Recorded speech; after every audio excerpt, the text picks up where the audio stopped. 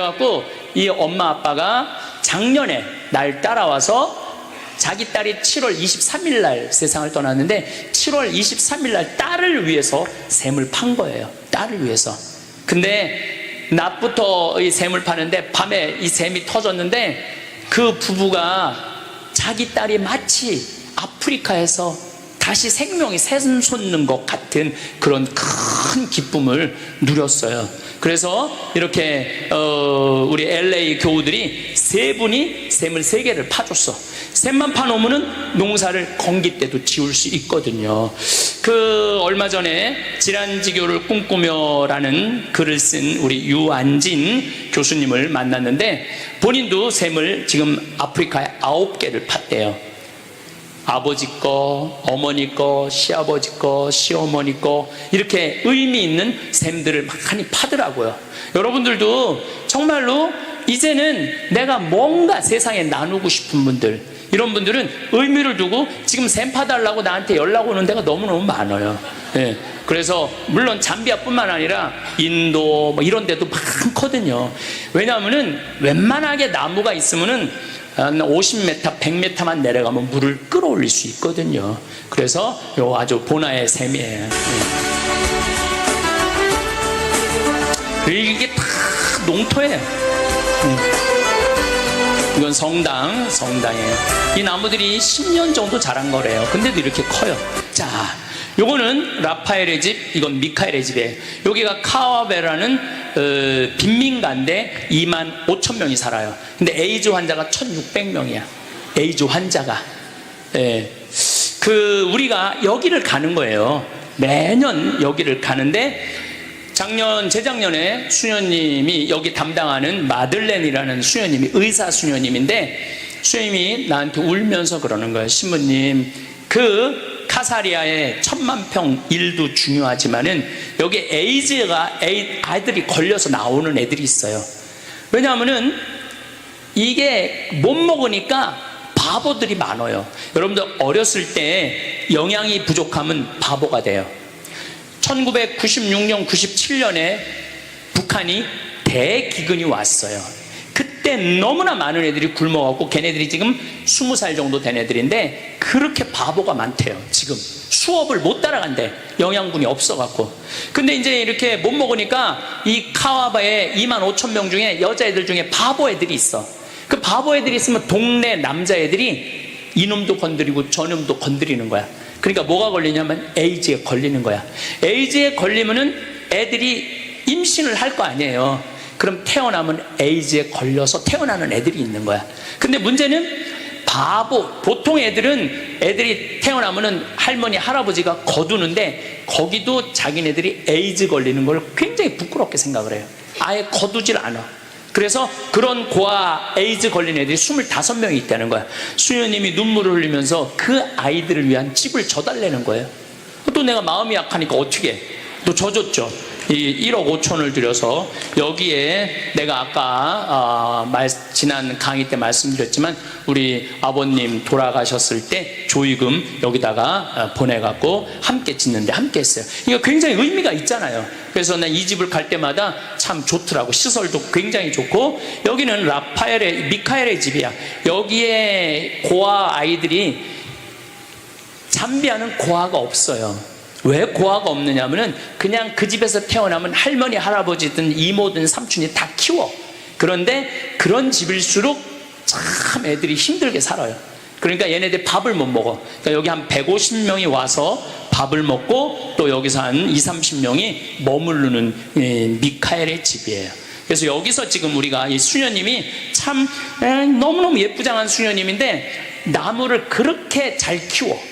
그래서 여기 지금 포토로 지금 이 자카란다 카사리아에다가 심을 거를 지금 다 지금 키우고 있죠. 내년에 가면은 내가 이제 그걸 갖고 또 심고 그렇게 이제 작업들을 할 계획을 갖고 있죠. 예. 이게 다 드론으로 하늘에서 찍는 거예요. 드론에서 서울시립대학교 대학원생들이 참 똑똑하더라고요. 자, 이걸 좀 봐요. 자, 잡아봐요. 참 예쁘죠? 요게 우리 미국의 교우들이 와서 그려놓고 간 거야. 그러니까 이게 없을 때는 빨간 그냥 철문이었는데 이렇게 그려놓으니까 애들이 집에 갈 때 너무 기분이 좋잖아요. 철문 들어가다가 이렇게 꽃동산을 그려주니까. 근데 이 그림을 그린 사람이 헬렌이라고 2016년 미국 에미상 애니메이션 수상자예요. 영화는 아카데미는 영화고 텔레비전은 에미상이야. 근데 이 자매님을 내가 만났는데 내가 이제 농담 삼아 얘기하면서 나는 그림을 정말로 못 그린다. 난 정말 그림을 못 그려요. 그래서 제일 부러운 사람이 그림 잘 그리는 사람, 글씨 잘 쓰는 사람, 수학 잘하는 사람, 내가 부러워하는 사람 3사람이에요. 그랬더니 우리 헬렌 자매가 신부님, 어떻게 신부님이 다 하려고 그러느냐. 내 팔을 신부님 팔이라고 생각하고 써라. 난 그때 농담인 줄 알았어요. 근데 잠비아에 너 그림을 그리고 싶은데 내가 그림 재능이 없다 그랬더니 신부님 제가 갈게요. 지금 저 디즈니랜드에서 근무하고 있거든요. 그런데 이 기가 막힌 이 인재를, 이런 사람을 데려다 쓸 수가 없어. 근데 본인이 비행기 값 다 내고 페인트 값 다 내고 와서 여기 그림 싹 자기 휴가 다 내서 가고, 올해는 남편이 또 회계사인데 기가 막혀. 이 남편도 나한테 갈 때마다 $2,000, $3,000를 모아서 줘요. 신부님, 이거 내가 아프리카에 봉헌하려고 따로 이 유대인 회사를 다니는데 따로 아르바이트 해갖고 모은 돈이래. 그래서 가족이 와갖고 이렇게 그림을 그려주니까 동네가 달라져. 고아원이 아니야. 예. 참 예쁘죠. 이번 여름에 한 거예요. 요거는 이제 애들이, 중고등학교 애들이 한 거예요. 우리 헬렌, 자기 팔을 쓰라고, 그런 자매. 여기는 이제 타타샤라고 병원이야. 그 한가운데 있는 거예요. 빈민가 한가운데 있어갖고 여기에 말라리아, 에이즈 환자들 고쳐주죠. 여기는 치과. 이번에도 치과 선생님들이 12분이 갔어요. 12분이. 그래서 다 치과, 한국에서 장비 다 보낸 거예요. 우리 천사 목포, 광주, 인천, 또 신발 갖고 온 이 서울의 의사, 다 의사 선생님들이 와서 여름에 가서 이렇게 치료를 해주는 거죠. 여기 광명의 의사 선생님이고. 근데 신자가 아니에요. 신자 반, 신자 안 반, 비신자 반 이렇게 가요. 참 여기는 안과, 안과, 여긴 간호사 선생님들. 병원이 얼마나 깨끗한지 몰라요. 병원만은 환자들이 이렇게 기다리고. 이거는 아니스라고 대구 가톨릭 수간호사 선생님인데 이제 내년에 은퇴하면은 잠비아에 와서 아예 사신대요. 자, 잡아봐요. 자, 내가 우리 요 선생님을 위한 집도 져주지만은 요 친구 얘기를 하려고 그래요. 수영이라고 고등학교 3학년이야. 고등학교 3학년인데 작년에 딱 아빠가 안과 의사거든요. 아빠 따라왔는데 이 고등학교 2학년 애가 200만 원을 갖고 왔어. 신부님, 이거 아프리카에 쓰세요. 뭐냐? 신부님, 제가 바이올린을 연주할 줄 압니다. 그래서 바이올린을 연주해갖고 CD를 만들어서 200장을 팔아갖고 온 거야. 고등학교 2학년 애가. 그런데 이번에는 고등학교 3학년이 됐는데 이번에는 얘가 1,700만 원을 갖고 왔어. 야, 이게 뭐냐? 그랬더니 아프리카 잠비아 후원을 위해서 아예 그 공연장을 빌려서 공연을 한 거야. 공연을 해갖고 티켓 값을 다 해갖고 또 공연한다고 그러니까 주위에서 후원하는 것까지 다 해갖고 주위에서 그래갖고 애가 고등학교 3학년이 1,700만 원을 갖고 왔어. 자, 여러분들 자녀들이 고등학교 3학년이야. 엄마, 나 이번에 여름에 아프리카 봉사 갔다 와고 올게. 그럼 여러분들 뭐라 그럴 것 같아요? 너 미쳤어? 지금 고등학교 3학년이? 여러분들, 공부를 잘하는 게 교육이 아니에요. 어떻게 사느냐를 가르치는 게 교육이에요. 난 이 아버지가 정말로 훌륭하다고 생각을 해요. 고등학교 3학년이지만 아빠 하는 일에 함께 할 수 있는 거. 우리가 지금 대한민국이 1등만, 출세만 이래서 불행한 거예요. 좀 즐겁게 살고 나누고 살고 사람답게 사는 사람, 그런 세상을 우리가 만들어야 되는데 우리는 그냥 돈 버는 것만 좋아하고 쓸 줄도 모르고. 그래서 내가 보기에는 돈만 벌고 못 쓰고 죽는 사람 많이 봐요. 내가 방송을 통해서도 많이 보고 주위에서도 잔뜩 모아놓고 한 푼도 못 쓰는 분들 너무너무 많아요. 그러시지 말고 여러분들 쓰세요. 만약에 다 썼는데 그때도 안 죽으면은 그때는 내가 방법을 알려줬잖아요. 그냥 집에 가만히 있어. 근데 나중에 쓰려고 지금 가만히 있지는 말라는 거예요. 지금은 얼마든지 나누고 활동하고 여러분들 맛있는 것도 사 먹고 그러시라는 거예요. 네, 참 보물이죠, 보물. 자, 잡아보세요. 내가 한 4년 5년을 다녀보니까 이 빈민가에 가보면은요, 텔레비, 라디오, 전기 아무것도 없어요. 아무것도 없어요. 애들이 학교도 안 다녀. 수녀님들이 여기 이 빈민가에 학교 줘놓고 병원 줘놓고 고아원 줘놓고 그리고 같이 사는 거거든요. 근데 얘네들 보니까 지구가 아름다운 게 너무 많은데 너무 문화적인 혜택을 못 받잖아요. 그래갖고 화면 저게 어마어마하게 큰 거예요. 여기 지금 이 강당만한 화면이야. 이게 학교 운동장이야. 그래서 이번에 라이언 킹, 정글북 이런 거 갖고 가서 보여주는 거예요. 애들이 제일 좋아하는 건 찰리 채플린의 무성영화. 그걸 너무 좋아하더라고요. 근데 여기 지금 애들이 1,500명이 지금 보고 있는 거야. 안 그래도 까만데 까만서 안 보이는 거지. 지금 1,500명이 여기 지금 앉아 있는 거야. 여기 지금 1,500명이. 너무너무 마음이 아팠던 거는 밤 7시 8시만 되면 여기가 거의 5도 6도로 떨어져요. 근데 얘네들이 옷이 전부 다 반팔이야. 추우니까 어떻게 하냐면은 손을 이렇게 안에 집어넣어갖고, 아시죠? 우리 옛날에 추우면 옷 집어넣고 막 이랬던 거. 그러면서도 1,500명이 보는 거예요. 그래서 내년에는 가능하다면은 따뜻한 옷을 조금 갖고 가서 아이들한테 선물로 줘야 되겠다 이런 생각을 하고 있어요. 이번에 그 변호사 선생님이 신자도 아닌데 아주 이 방송하는데 아주 혁혁한 공을 하셨죠.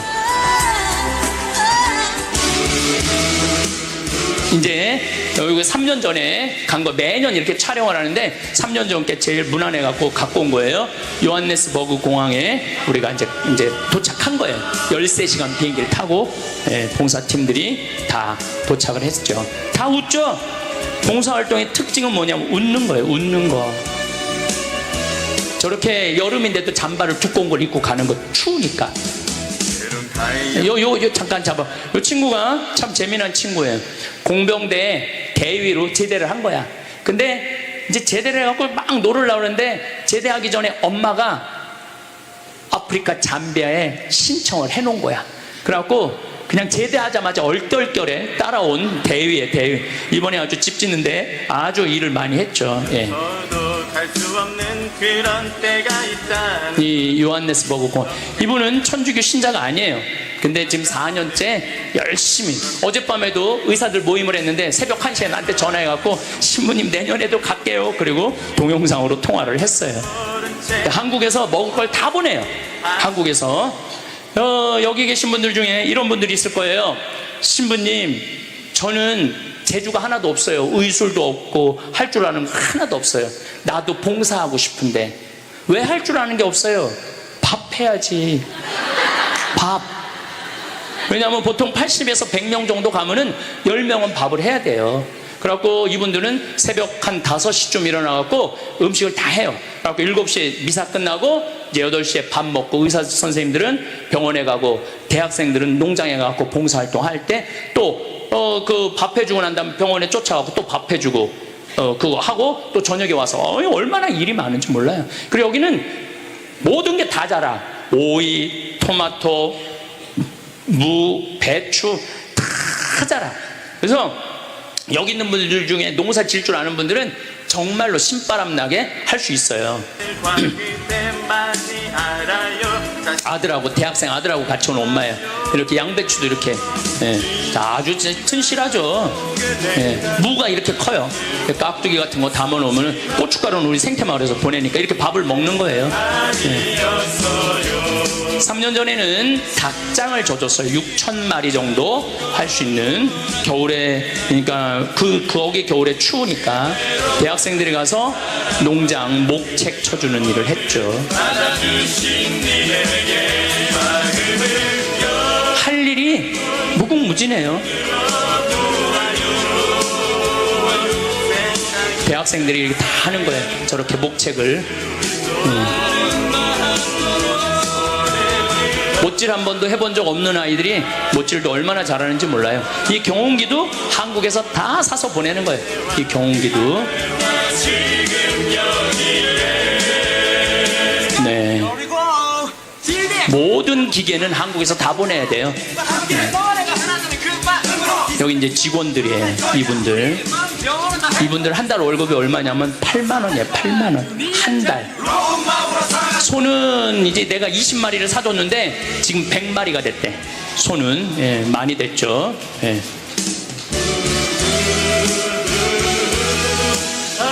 염소도 키우고.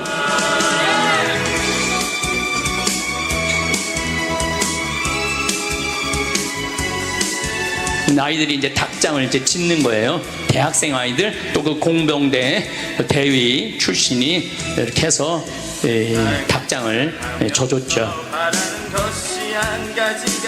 저는 책상에서 공부하는 게 교육이 아니라고 생각해요. 저렇게 움직이고 못질하고 저게 바로 교육이에요. 이 여대생들도 얼마나 잘 못질을 잘해요. 저렇게. 저거를 그냥 책상에만 앉아갖고 그냥. 사람은요 머리로 살면 안 되고 몸으로 살아야 돼요. 그래야지 행복한 거예요. 이 대학생들이 얼마나 잘 타요. 예. 저렇게 살아야지 행복한 거예요. 맨날 시험 받고 떨어지고 좌절하고 그러지 말고, 비교당하고 그건 행복한 게 아니죠. 저렇게 많이 완성이 됐죠. 예, 머리도 쓰고. 저건 머리 쓴 거예요. 예.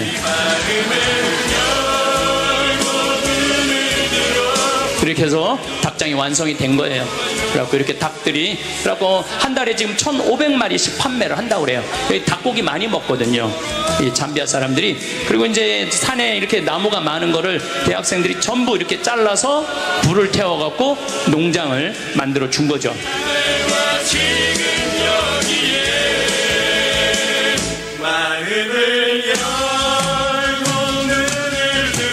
이 동영상도 대학생들이 직접 만드는 거. 자, 잠깐 잡아보세요. 자, 많은 분들이 그 수녀님이 얼마나 이쁘기에 신부님이 돈을 100억씩이나 쏟아 넣어가면서 정성을 쏟느냐고. 이쁘지 않아요, 이 수녀님. 마음이 예쁘고 삶이 예쁜 거죠. 그래서 여기 평창 군수님 사일리지 해주러 나하고 같이 가서 이 농장에서 너무 신이 나갖고 이렇게 사진을 찍은 거예요. 네. 이수녀님, 이수녀님 때문에 연결이 된 거예요. 돼지는 한 140마리 정도 지금 키우고 있죠. 피정 오시면 이 돼지고기 먹는 거예요. 그 염소고기 먹고 소고기 먹고. 그럼 뭐 풀 안 먹어요. 자, 요게 지금 잡아봐요. 요게 지금 아까 그 다 내 땅이야. 그런데 거기 지금 공사하고 있는 거야 지금. 공사를 어떻게 하느냐면은 여기가 이제 벽돌을 찍으면은 빗물 맞을까봐 그 창고 만드는 거예요. 여기 나무, 그 많던 나무들 다 잘라갖고, 이 포크레인도 우리 교우들이 보내줘갖고 산 돈이에요. 그 돈으로 포크레인. 이번에 또 한 대 더 샀어요. 포크레인. 이게 뿌리가 너무 깊어갖고 뿌리 캐내는데 굉장히 시간을 많이 보냈죠. 그래서 잡아봐요. 여기 이제 수녀원 자리가 들어올 거예요. 그리고 나무는 다시 내가 이번에 아프리카에서 아프리카 나무 책을 이만큼 사갖고 왔어요. 그래서 그 다 묘목 구해갖고 이 수녀원에 아주 예쁘게 다시 데코레이션을 할 계획을 갖고 있어요.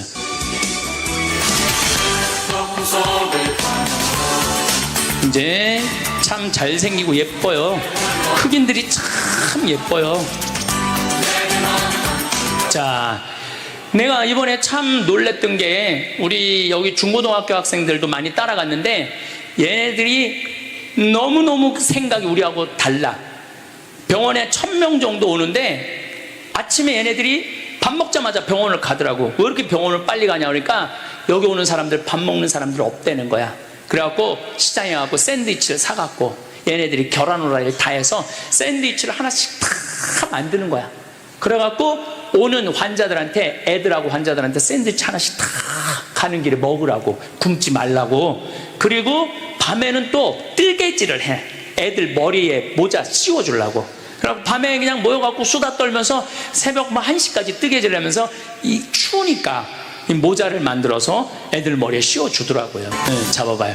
이게 뭐냐면은 제가 아주 인상적인데, 여기 은산샤라는 초등학교인데 700명의 여긴 무료 학교예요. 무료 학교. 빈민가에 있는 무료 학교. 수녀님들이 하는데 얘네들은 검정고시를 봐야 돼. 근데 100% 다 합격한다고 그래요. 네. 근데 참 이 학교가 좁으니까 3부제 공부를 하는 거예요. 그래서 이 친구들한테 학교도 책도 보내주고 하고 그러는데, 문제는 여기에 운물이, 이 하나의 봉헌이 700명한테 이렇게 행복한 공간을 줄 수 있구나. 그거를 제가 느꼈죠, 이번에. 그래서 이제 중자장것도 잡으면서 삶의 의미를 깨닫는 거예요. 제가 항상 얘기하죠. 인생은 재미있고 의미 있어야 된다고.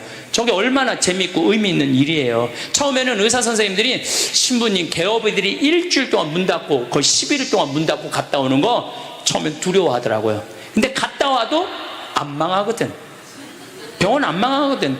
근데 삶의 기쁨은 충만하고. 그러니까 여러분들도 내가 이거 안 하면은 망할 것 같아도 안 하고 해도 절대 안 망해요. 제발 여러분들 그 두려워할 거 하나 없어요. 예. 그리고 난가 밥 안 먹고 그렇게 도끼질을 하니까 얼마나 힘이 들어요. 내가 내 눈에 봐도 힘든 게 보여. 또 한 분은 팔 하나가 없어. 팔 하나가 없는데도 한 손으로 도끼질을 하는 거예요. 참 그걸 보면서 지금 우리나라 대한민국은 얼마나 많은 걸 누리고 살아요. 얼마나 풍요로워. 그런데 정말로 이 행복한 거를 감사하지 못하고 누리지도 못하고 맨날 뭐가 그렇게 불만이라, 이거 달라고 그러고 저거 달라고 그러고 이미 다 줬는데 하느님이 얼마나 감사해요. 여기에 비하면은 여러분들은 내가 항상 하는 얘기가 호강에 요강을 타고 다니고 있는 거야. 지금 호강에 요강을 타고 다니고 있는 거야. 우리들이 입고 있는 옷, 여러분들이 집에서 누리고 있는 것, 자동차, 냉방, 난방, 냉장고, 이 사람들은 꿈도 못 꾸는 걸 우리는 하고 있어요. 그런데 이 나라가 6.25 끝날 땐 우리나라보다 잘 살았다니까요. 이 나라가. 그러니까 대한민국이 기적의 나라인 거예요. 여러분들 자부심 가져도 돼요. 내가 대한민국 국민이라는 거 자부심 가져도 되고, 이 나라 일으킨 우리 할머니 할아버지들 대단한 분들이에요. 이 나라 일으킨 할머니 할아버지들 대단한 분들이에요. 근데 나라만 일으켜 놓고 우리끼리만 서로 나쁜 짓 하면 그건 안 된다는 거예요. 우리가 이 힘을 가지고 어떻게 해야 돼? 어려운 사람들한테 나눠주는 그런 문화가 필요한 거예요. 그래서 참 짠하더라고요. 근데 여기 돼지가 한 마리에 얼마냐면 8만 원이야. 8만 원. 큰 거 한 마리가 8만 원이야. 그래서 내가 돼지 3마리를 잡아서 돼지고기 잘 먹는데요. 3마리를 잡아갖고 원래는 오후 5시에 일이 끝나야 되는데 얼마나 열심히 했는데 4시에 일이 끝났어. 그래갖고 내가 이 친구들한테 얘기했어. 내가 오늘 돼지고기 3마리 잡아갖고 돼지고기 내가 다 맛있게 구워줄 테니까 가자. 그래갖고 이게 무슨 대단한 얘기가 아니야. 이런 일을 하고 있고, 우리 이용훈 주교님하고 알릭 반달 주교님하고 아주 계약서까지 썼어요. 신학교를 져주기로. 그래서 우리 한국 교회가 정말 어려운 나라의 그 교회를 도울 수 있는 그런 일들을 하고 있다는 거 우리 교우들도 알고 자부심 가지시고, 또 가능하다면 함께 봉사해 주시고 동참해 주신다면은 앞으로 더 아름다운 세상 이루어져 나가지 않을까. 제가 성서 강의 때 마지막 때 이런 얘기를 했어요. 세상은 퇴보하는 게 아니라 발전하고 있다. 세상은 하느님이 우리를 싫어하는 쪽으로 발전하는 게 아니라 좋아하는 쪽으로 건강하게 발전하고 있다. 큰 역사의 테두리를 본다면은, 그래서 여러분들 기도할 때 정말 하늘에 계시는 우리 아버지의 이름이 하늘에서와 같이, 아버지의 뜻이 하늘에서와 같이 땅에서도 이루어지라고, 이게 아마 잠비아에서 이루어지지 않을까 싶습니다. 여러분들 감사합니다.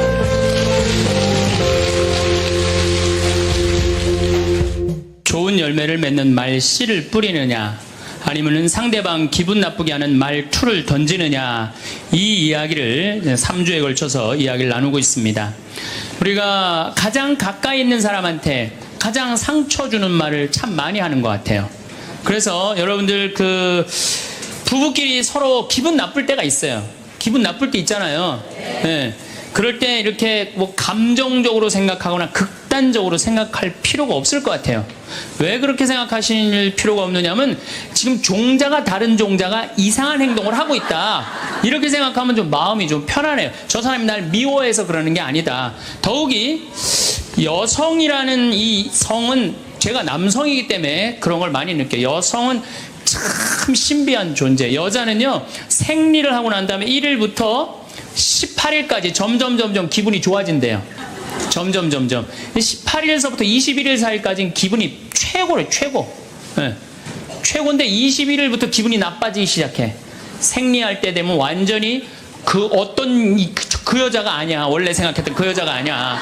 완전히 새로운, 완전히 짐승이 하나 나와갖고 이상한 행동을 하는 거예요. 그러니까 여자는 기분이 좋고 나쁘고 너무 분명해요. 좋을 때는 한없이 좋고 나쁠 때는 또 한없이 나쁜 경우가 있어요. PMT라고, 이게 그 여자는 그 생리 전 긴장감이 있대요. 이 현상이 있어갖고 여자의 감정을 남자들이 내 말로는 난 도저히 이해가 안 돼. 이게 이 주기를 몰라서 그래요. 더욱이 여자가 한 18일에서 21일 사이는 기분이 얼마나 좋으냐면은 처녀 때도 이때 만약에 파티장에 가고 술을 먹는데 남자를 보면은요, 모든 남자가 다 멋있게 보인대. 그래갖고 그냥 이때 그냥 술 먹고 호텔에 다음날 아침에 깨보면 어머머 내가 미쳤어, 내가 왜 그랬지? 이런 일이 이때 벌어지는 거예요. 그래서 보통 보면은 이렇게 부부들 보면 너무 예쁜 여자하고 이상하게 생긴 남자가 부부로 사는 경우가 있어요. 이 경우는 18일에서 21일 사이에 만난 경우에, 이 경우는 전혀 어울리지 않는데도 같이 사는 경우가 있어요. 그걸 뭐 번개 맞은 사랑, 운명 같은 사랑, 그런 거 아니에요. 그런데 이게 결혼할 때만 이런 현상이 일어나는 게 결혼하고도 계속 이 주기가 반복되는 거예요. 그러니까 남자들도 이걸 이해를 못하니까 답답한 거. 저 여자가 왜 저러나, 느닷없이 왜 신경질을 부리지? 또 느닷없이 너무너무 잘하고. 이런 주기, 본인들도 아마 그런 주기에 대한 인식이 있으실 거예요. 인간이라는 게 그렇게 복잡한 것 같아. 근데 옛날에는 이렇게 복잡해도 몰라도 됐어요. 그냥 참고 살고, 그냥 견디고 살고, 성당에서 십자가 생각하고 참으라고 그러면은 그냥 참고 그리고 옛날에 제가 20년 전만 해도 신부님 남편이 때려요, 남편이 바람 펴요, 그러면 저도 그랬어요. 참고 살으라고. 왜? 참고 좀만 참으면 죽으니까 그냥. 죽으니까 참고 살라고 그랬어요. 그 옛날엔 더 했죠. 그 옛날에는 100년 전, 200년 전에는 참고 살면 둘 중에 하나 아무나 빨리 죽으니까 그냥. 근데 요즘은요, 한 40살 된 사람이 남편이 때려요, 바람 펴요, 빚만 만들어놔 이러면요, 참고 살라고 얘기하기가 참 두려워요. 왜냐하면 참고 100년을 더 살아야 되는데, 그거는 또 다른 형벌이거든요. 그러니까 여러분들도 이제는 남자라는 이 동물을, 짐승을, 종자를 이해를 하셔야 돼요. 남편을 이해하라는 게 아니에요. 남자가 생겨먹은 게 어떻고, 또 여기 있는 우리 형제님들은 여자가 생겨먹은 게 그러면 훨씬 좀 덜 싸울 거예요. 덜 크크크 치치치 카카카 된다니까. 그런데 이제 부부끼리도 서로에 대한 이해가 필요하지만은 여러분들 자녀에 대한 이해가 필요합니다. 자녀를 이해하셔야 돼요. 그리고 자녀하고 대화를 해야 돼요. 자녀하고 대화를 해야 되는데 우리나라 엄마들은 참 편안하게 교육해요. 딱 한마디만 하면 되니까 공부해. 이건 절대 교육이 아니에요. 절대 교육이 아니에요. 작년 3월 13일 날 고등학교 3학년 남자아이가 엄마를 죽였어요. 목으로 칼을 찔러서. 그런데 얘가 전국 4천등 하는 아이였대요. 모의고사에. 전국. 근데 엄마는 전국 1등 하라고 그래요. 전국 1등. 나는 전교 1등은 들어봤어도 전국 1등은 처음 들어봤어요. 전국. 자식한테 전국 1등을 하라고 강요한 엄마는 처음 들어봤어요. 근데 얘는 전국 전국 4,000등이면요 서울대 들어가요. 왜냐면 1년에 서울대 4,000명 정도 뽑거든요. 4,000명 정도 뽑으면 뭐 카이스트, 경찰대 뭐 이런 데 다 빠지면은요 서울대 들어가고도 남아요. 그런데 얘는 전국 63등으로 고친 거야. 63등인지 62등인지. 내가 고등학교 때 반에서 받은 등수야 이거야. 고등학교. 그런데 엄마가 이 성적표를 받아보고 아이를 야구방망이 골프채로 8시간을 두들겨 팼다는 거예요. 엄마가 전국 1등 하라고 그랬더니 왜 전국 62등 하느냐. 근데 3월 14일이 무슨 날이냐면 학부용 진학 상담하는 날이야. 얘는 전국 62등도 8시간 두들겨 맞았는데 이거 전국 4,000등 걸리면은 나는 죽는다. 그래갖고 엄마를 미리 죽인 거예요. 얘 지금 감옥에 가 있어요. 1차 재판 끝났어요. 3년형인가 지금 나왔어요. 나는 얘는 엄마를 죽였다고 생각하지 않아요. 시험 감독관을 죽인 거예요. 시험 감독관을. 근데 우리는 자녀들한테 공부하라는, 왜 공부해야 되는지, 인생에 대한 철학, 삶의 진리 이런 얘기 전혀 하지 않아요. 그냥 무조건 공부하라. 무조건 공부하라 그래. 그러니까 애들이 왜 공부해야 되는지도 모르고 부모가 하라고 그러니까 지겨워도 하는 거예요. 그러니까 부모가 지겨운 거예요. 부모가 지겹고 부모하고 말을 섞기 싫고. 여러분들 맨날 초등학교 이제 한 5학년만 되면은 남편이 맨날 술 먹고 들어와. 남편이 요즘 경기가 안 좋아갖고 400만 원을 벌어야 되는데 150만 원밖에 못 벌어. 400만 원을 벌었는데 150만 원밖에 못 벌어. 그래갖고 남편이 걱정이 돼갖고 맨날 술을 먹고 들어와요. 그러면은 엄마가 한다는 소리가 그래요. 지겨워 죽겠어. 뭐하러 나하고 결혼했어. 술하고 결혼하지. 내가 이혼을 하든가 말든가 해야지. 아빠는 맨날 술 먹고 들어오고. 초등학교 5학년만 되면은 여자의 초등학교 5학년 애들 눈치가 빨라요. 아, 우리 집이 지금 심각하구나. 엄마 아빠가 곧 이혼하면 나는 엄마하고 살아야 될까 아빠하고 살아야 될까 고민해요. 아빠가 밤 10시에 술이 취해갖고 들어왔어. 그래도 딸이라고 아빠 들어왔냐고. 아빠 오셨어요? 아빠가 한다는 소리가, 우리 딸 이리 와. 아빠가 안아줄게. 걱정하지 말고 넌 들어가서 공부해. 이 아빠가 다 알아서 할게. 아니, 엄마는 이혼한다는데 뭘 다 알아서 한다는 거야. 근데 엄마는 지겨워 죽겠어. 내가 이혼하든지 말든지 이런 소리 하면요, 얘는 마음 잡고 공부 못합니다. 공부하란다고 공부하는 게 아니거든요. 정말 지혜로운 엄마는 어떤 엄마인 줄 알아요?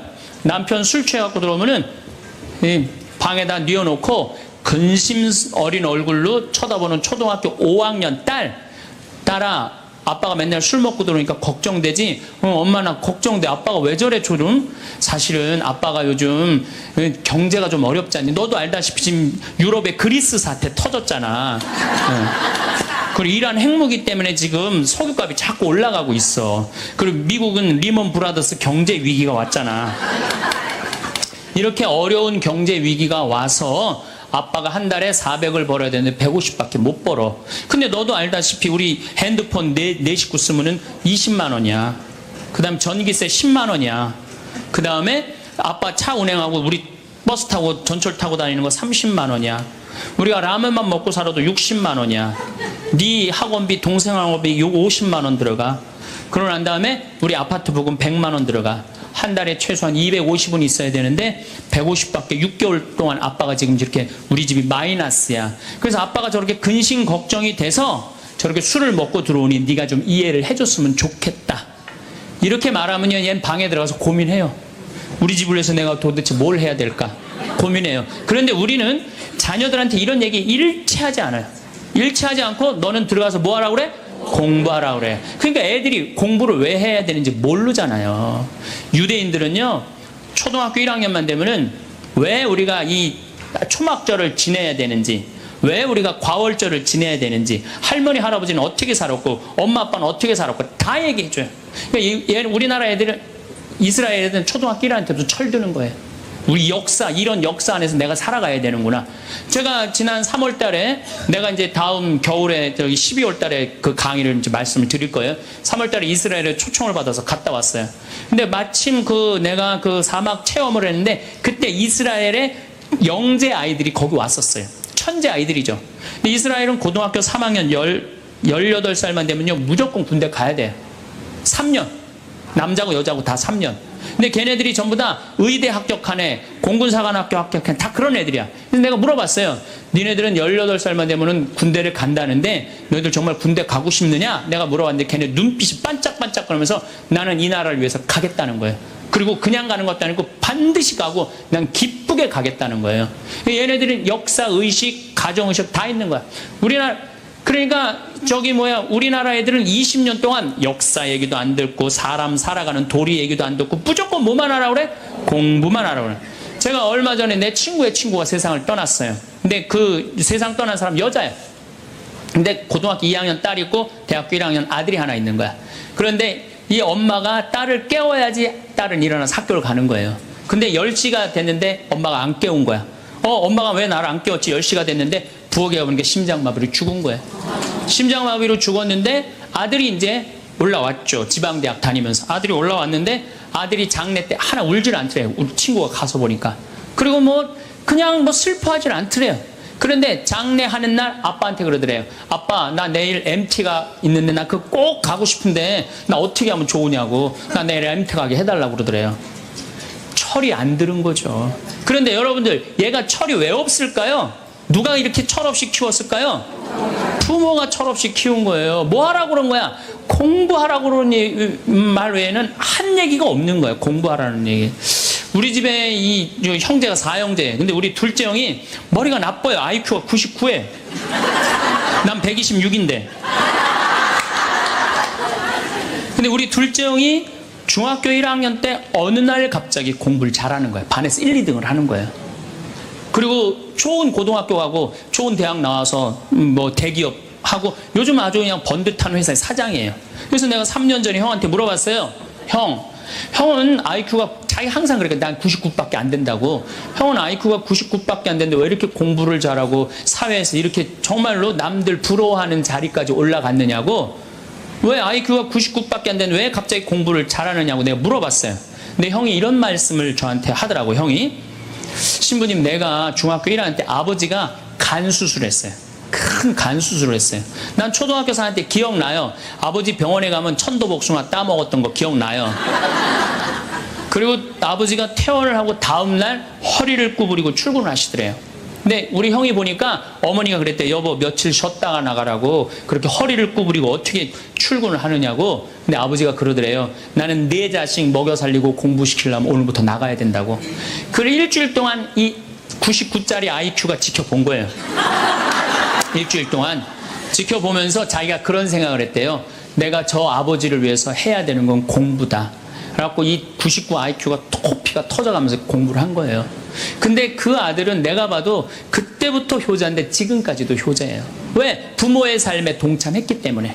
여러분들은 자녀를 여러분들의 삶에 얼마나 동참시키세요? 어제 내가 평창에서 강의를 했는데 할머니 한 분이 평생 한 번도 그런 얘기 안 했대. 자식한테 먹여주고 채워주는 거 외에는 한 게 없다는 거예요.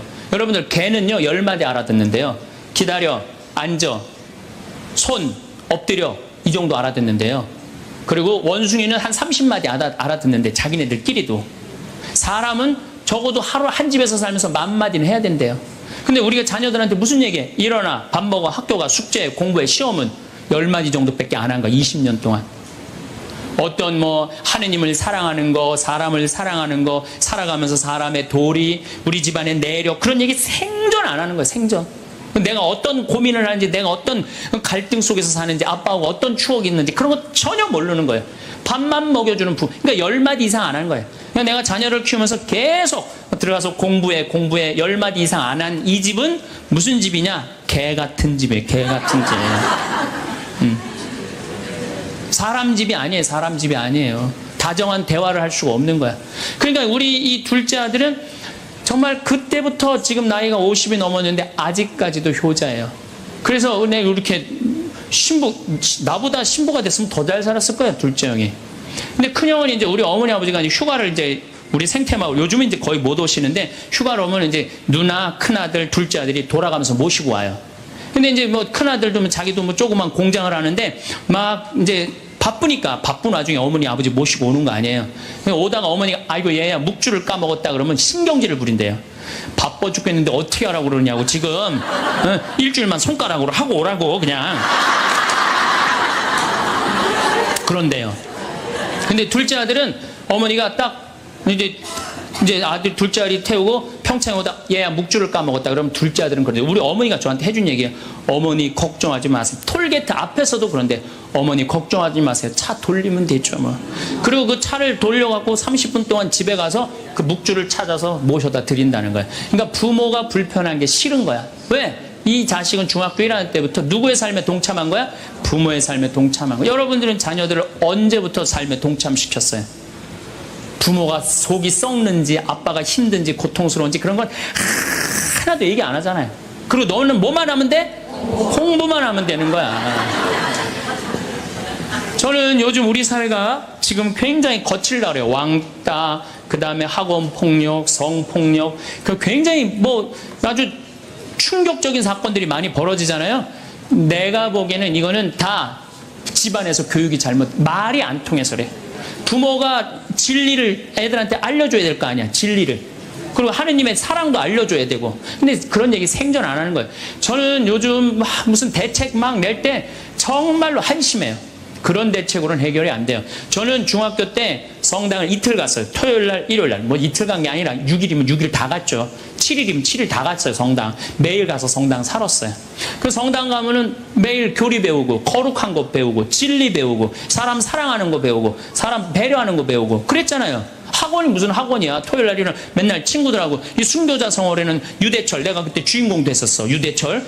연극하고, 성탄 때는 또, 저기 뭐 성가 연습하고, 문학적으로, 심성적으로 신앙생활을 했을 때는 아이들이 거룩하고, 그 중에 또 뭐 신학교 간 뭐 학사님 있으면 그 학사님 너무너무 부러우면 나도 한번 신부로 살아볼까? 또 수녀원 간 사람 있으면 또 이 여자아이들도 나도 저렇게 아름다운 수도자로 살아볼까? 그런 문화가 있었다고요. 근데 우리 천주교만 그런 게 아니라 자라보면 교회 다니는 애들, 절에 다니는 애들 다 그렇게 자랐어요. 그러니까 심성이 예쁘게 자라는 거죠. 근데 요즘 애들은 뭐만 해요? 공부만 해요. 그러니까 심성이 예쁘게 자랄 수가 없는 거예요. 아무리 대책을 발표해봐요. 소용이 없는 거예요. 그래서 나는 진짜 똑똑한 정치인이라면은 토요일 날, 일요일 날 신앙생활 하게 해야 돼요. 똑똑한 정치인들이라면. 그 문화생활 하게 해야 돼, 애들이. 절대 공부를 하면 안 돼요. 토요일 날, 일요일 날은. 그렇게 잘하면은 우리 사회가 굉장히 건강해지고 거룩해지고 진리가 충만한 나라가 될 거예요. 공부한다고 되는 일이 아니에요. 공부한다고.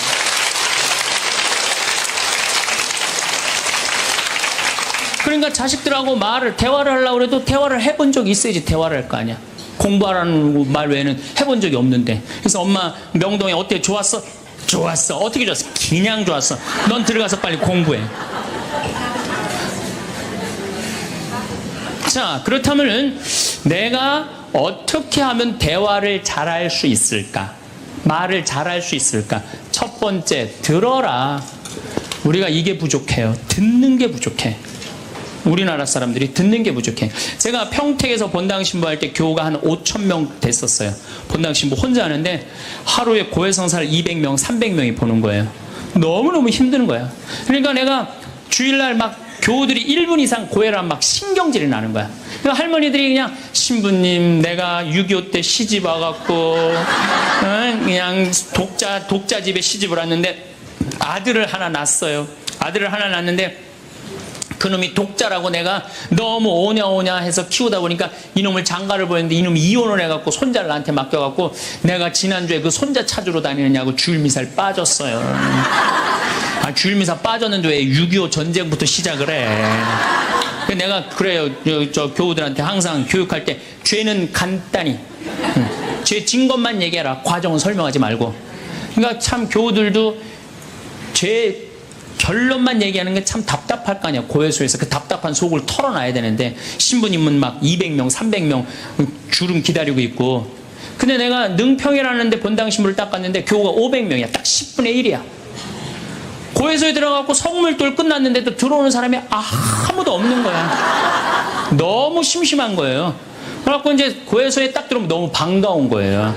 그래갖고 신부님 저 시어머니를 미워했어요. 그럼 평택에서는 4계명 부모에게 효도하라고 그랬는데 미워하면 안 된다. 예수님이 십자가 생각하고 시어머니한테 잘해라. 딱 간단해. 그렇게 했는데 능평에서는 이 자매 나가면 이제 아무도 안 들어오니까 이 자매랑 아무도 안 들어오니까 내가 뭐라 그러냐면, 왜 시어머니를 미워하는데요? 뭐 내가 시집을 왔더니 그냥 손자하고 그냥 고모하고 그냥 남편만 하고 나는 그냥 완전히 식모 취급하고 친정에도 못 가게 하고, 그러면 안 되지. 그 시어머니 며느리한테 밥 얻어먹으면서 정신 나간 시어머니네? 그러면은 그 자매가 신이 나는 거지. 신이 그것뿐만 아니라 내가 혼수살림 얼마나 구박을 많이 받았는지 몰라요. 그러면은 내가 이제 정말 늙으면 그거 정말 다 그래. 하여튼 자매님 참 그런 집에서 힘들게 산다 그러면 막 눈물 콧물 흘려가면서 시어머니 욕을 파가지로 해요. 그러면서 자매가 신부님 이렇게 시어머니 욕해도 되느냐고, 걱정하지 말라고, 여긴 비밀이 지켜지는 데니까 걱정하지 말라고. 한 20분 정도 막 시컷 시어머니 욕하면은요, 대부분의 며느리들이 뭐라 그러냐면, 신부님 꼭 시어머니가 있어서 불편한 것만은 아니에요. 시어머니가 애도 봐주고 반찬도 이런 거 저런 거 해줄 때는 나 너무너무 좋아요. 그런 것도 있어요. 예. 신부님 이번 사순절을 맞이해서 내가 우리 성가정 만들려니까 내가 시어머니한테 내가 잘할게요. 뭐 잘하면 좋죠. 반찬도 맛있게 하고 한 번 더 웃으면서 얘기할게. 훌륭하십니다. 나는 한 게 아무것도 없어.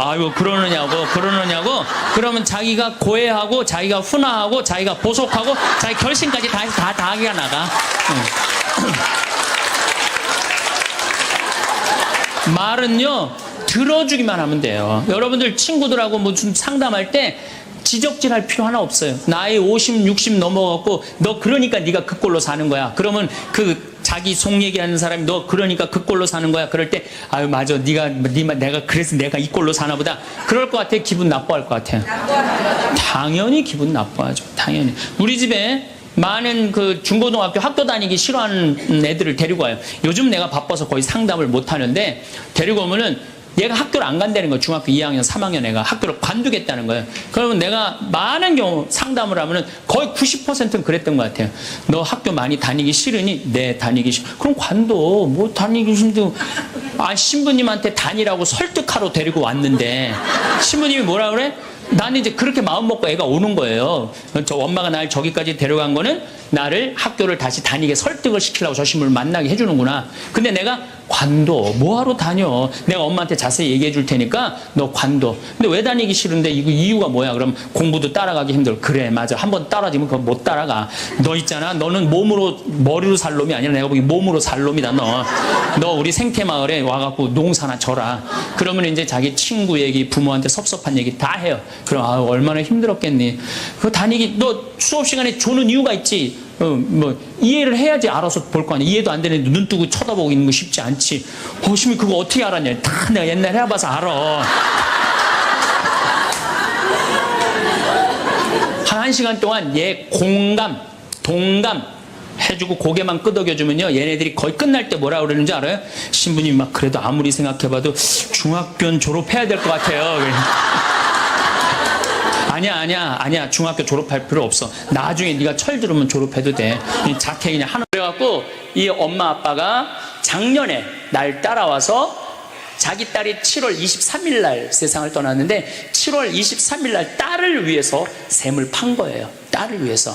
근데 낮부터 이 샘을 파는데 밤에 이 샘이 터졌는데 그 부부가 자기 딸이 마치 아프리카에서 다시 생명이 샘솟는 것 같은 그런 큰 기쁨을 누렸어요. 그래서 이렇게 우리 LA 교우들이 3분이 샘을 3개를 파줬어. 샘만 파놓으면 농사를 건기 때도 지을 수 있거든요.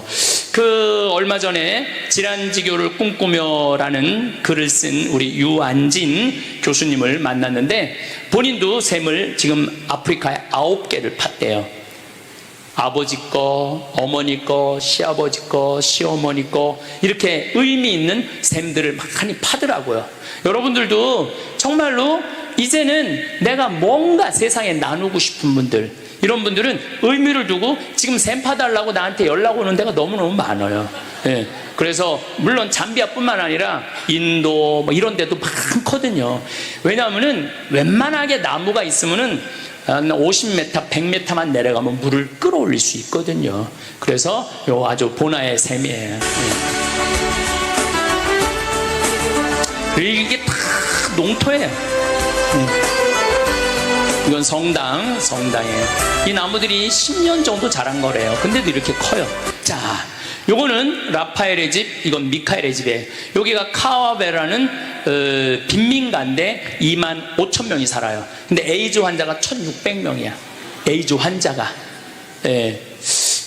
우리가 여기를 가는 거예요. 매년 여기를 가는데 재작년에 수녀님이 여기 담당하는 마들렌이라는 수녀님이 의사 수녀님인데 수녀님이 나한테 울면서 그러는 거예요. 신부님, 카사리아의 1,000만 평 일도 중요하지만은 여기 아이들이 걸려서 나오는 애들이 있어요. 왜냐하면은 이게 못 먹으니까 바보들이 많아요. 여러분들 어렸을 때 영양이 부족하면 바보가 돼요. 1996년, 97년에 북한이 대기근이 왔어요. 그때 너무나 많은 애들이 굶어갖고 걔네들이 지금 20살 정도 된 애들인데 그렇게 바보가 많대요. 지금 수업을 못 따라간대. 영양분이 없어갖고. 근데 이제 이렇게 못 먹으니까 이 카와바에 2만 5천 명 중에 여자애들 중에 바보 애들이 있어. 그 바보 애들이 있으면 동네 남자애들이 이놈도 건드리고 저놈도 건드리는 거야. 그러니까 뭐가 걸리냐면 에이즈에 걸리는 거야. 에이즈에 걸리면은 애들이 임신을 할 거 아니에요. 그럼 태어나면 에이즈에 걸려서 태어나는 애들이 있는 거야. 근데 문제는 보통 애들이 태어나면은 할머니, 할아버지가 거두는데 거기도 자기네들이 에이즈 걸리는 걸 굉장히 부끄럽게 생각을 해요. 아예 거두질 않아. 그래서 그런 고아 에이즈 걸린 애들이 25명이 있다는 거야. 수녀님이 눈물을 흘리면서 그 아이들을 위한 집을 줘달라는 거예요. 또 내가 마음이 약하니까 어떻게 해? 또 줘줬죠. 이 1억 5천을 들여서 여기에 내가 아까 지난 강의 때 말씀드렸지만 우리 아버님 돌아가셨을 때 조의금 여기다가 보내갖고 함께 짓는데 함께 했어요. 이거 굉장히 의미가 있잖아요. 그래서 난 이 집을 갈 때마다 참 좋더라고. 시설도 굉장히 좋고 여기는 미카엘의 집이야. 여기에 고아 아이들이 잠비아는 고아가 없어요. 왜 고아가 없느냐면은 그냥 그 집에서 태어나면 할머니, 할아버지든 이모든 삼촌이 다 키워. 그런데 그런 집일수록 참 애들이 힘들게 살아요. 그러니까 얘네들 밥을 못 먹어. 그러니까 여기 한 150명이 와서 밥을 먹고 또 여기서 한 20-30명이 머무르는 미카엘의 집이에요.